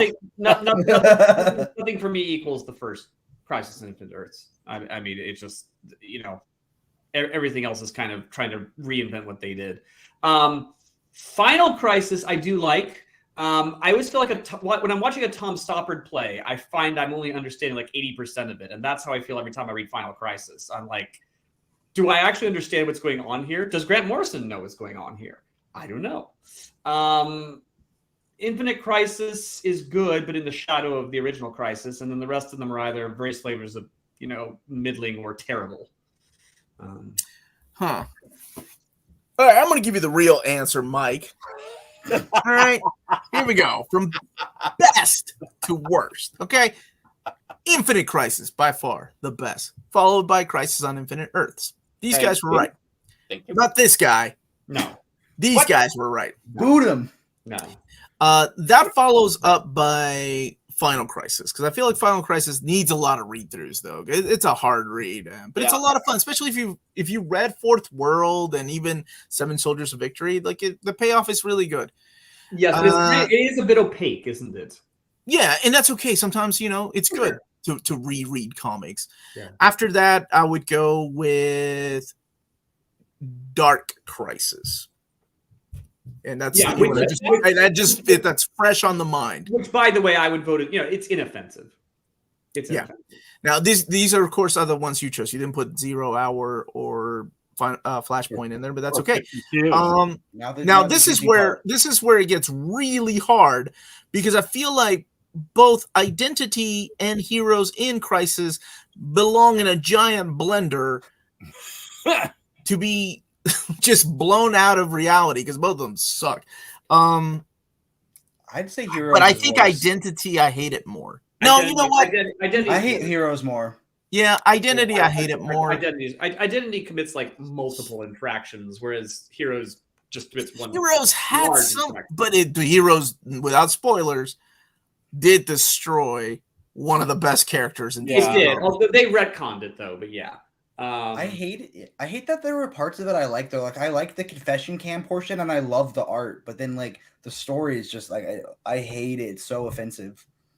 But between like Identity Crisis and Heroes, it's like saying, would you rather be shot or poisoned? It's like, well, you can just about pick one over the other, but preferably neither. Yeah. But if you're talking about actual crisis events that change the DC universe, like those don't really. Heroes in Crisis, they're not considered really outside of the names, right? No, Heroes in Crisis was kind of a crisis event in name only. Yeah. Actually, Identity Crisis. Dark Crisis tried to say that there were 7 crises that counted, which were Crisis on Infinite Earths, Infinite Crisis, Final Crisis, Flashpoint. I'm not sure if I'm missing one, but yeah, they had like their page. I would agree with Jeff. Those are the Crisis books. Jake, But No. Sorry, Jeff. Oh, sorry, Oh, Jeff. I thought he meant. Jeff. Jeff I died. mean, Oh, my bad. I'm sorry. sorry, I Yeah. apologize. I mean, Let me Jeff. also give a shout out to Jeff, who months ago on that Omnibus Collectors page made a huge defense of DC's collected editions department, saying it wasn't dying and it was going to be robust, and they were, because he had a connection there, and people shouted him down and made fun of him, and he was absolutely right. Yeah. DC is completely 100% pumping out the content, just like Jeff said, and he didn't deserve all the abuse that he got on that page that I just lurk on and don't contribute anymore. Somebody got abuse on social media? No. Yeah, That's not why it was made, guys. Social media was so we can all hold hands and sing la la la. Jeff definitely, Omar needs to go. That is Shout the biggest takeaway here, is that DC is back in the game, because you did for a while feel like they were a sleeping Norwegian blue, but now, yeah, they are back, and as you say, pretty robust. I'm excited. Now, if you live in America and you're interested in pre-ordering any of these books, check out our sponsor, cheapgraphicnovels.com. They're based out of here in America. And if you use the code nearmintcon at checkout, you get free shipping on your next order after your first one. Most of the old timers back when Zero Hour came out seemed to like it, at least in my local comic book store. Zero Hour did something that brought back some characters that a lot of us really appreciated because of Jeff Johns and James Robinson. But that didn't happen until a little bit later. Omar, you know I'm a Silver Age DC fan. Why didn't you tell me there's a hardback of Captain Action complete collection? That thing's boss. Because I'm not. I'm so sorry, Phil. Next time I'll remember to tell you. If you want somebody to tell you about the Silver Age DC stuff, come to Omnidog's Vault on YouTube, where I know about Captain Action and so forth and so on, and Frisson. It's a good plug. Good segue too, Jess. You are learning, boy. That was great. I like that. And that is Omnidog's Vault. You can also find him on Omnibros on Mondays and Wednesdays, I think. That's your contract. Thank you for remembering. I got you, dude. What about Lars over there? You could. Sorry, I was blanking out. Where can you find us? Yes, Lars. I need your address, social security number. I know, exactly right. I'm being doxxed. Sorry. I'm at madnorwegian.com. We continue to put out a whole bunch of Doctor Who guidebooks. About Time 4, second edition, volume 2, just officially came out last week. Nice. Yep, and we got more on the way. So, and again, there's been a whole bunch of. If you're trying to order off Amazon UK, it's a bit of a fiasco. Go to Forbidden Planet in Europe. Nice. And last but not least, this is Omar signing. I'm just kidding, Jake. Who are you, Jake? Hi, guys. I'm Jake. You can find me and my co-host Jordan on The Brave and the Boys on YouTube. We have a TikTok. We have an Instagram. And we like to talk comics. We do a lot more recent comics, a lot of post-crisis and forward, but a lot more recent stuff. So don't come to us for Silver Age questions. Wow. Okay. Good. And that's it. Thank you, everybody, for joining us. Don't forget to hit that like button on the way out. And thank you to my panel. This is so much more fun when it's not just me going through and reading the catalog. So thank you, everyone. Peace and love. Much love. Thank you, Reaper.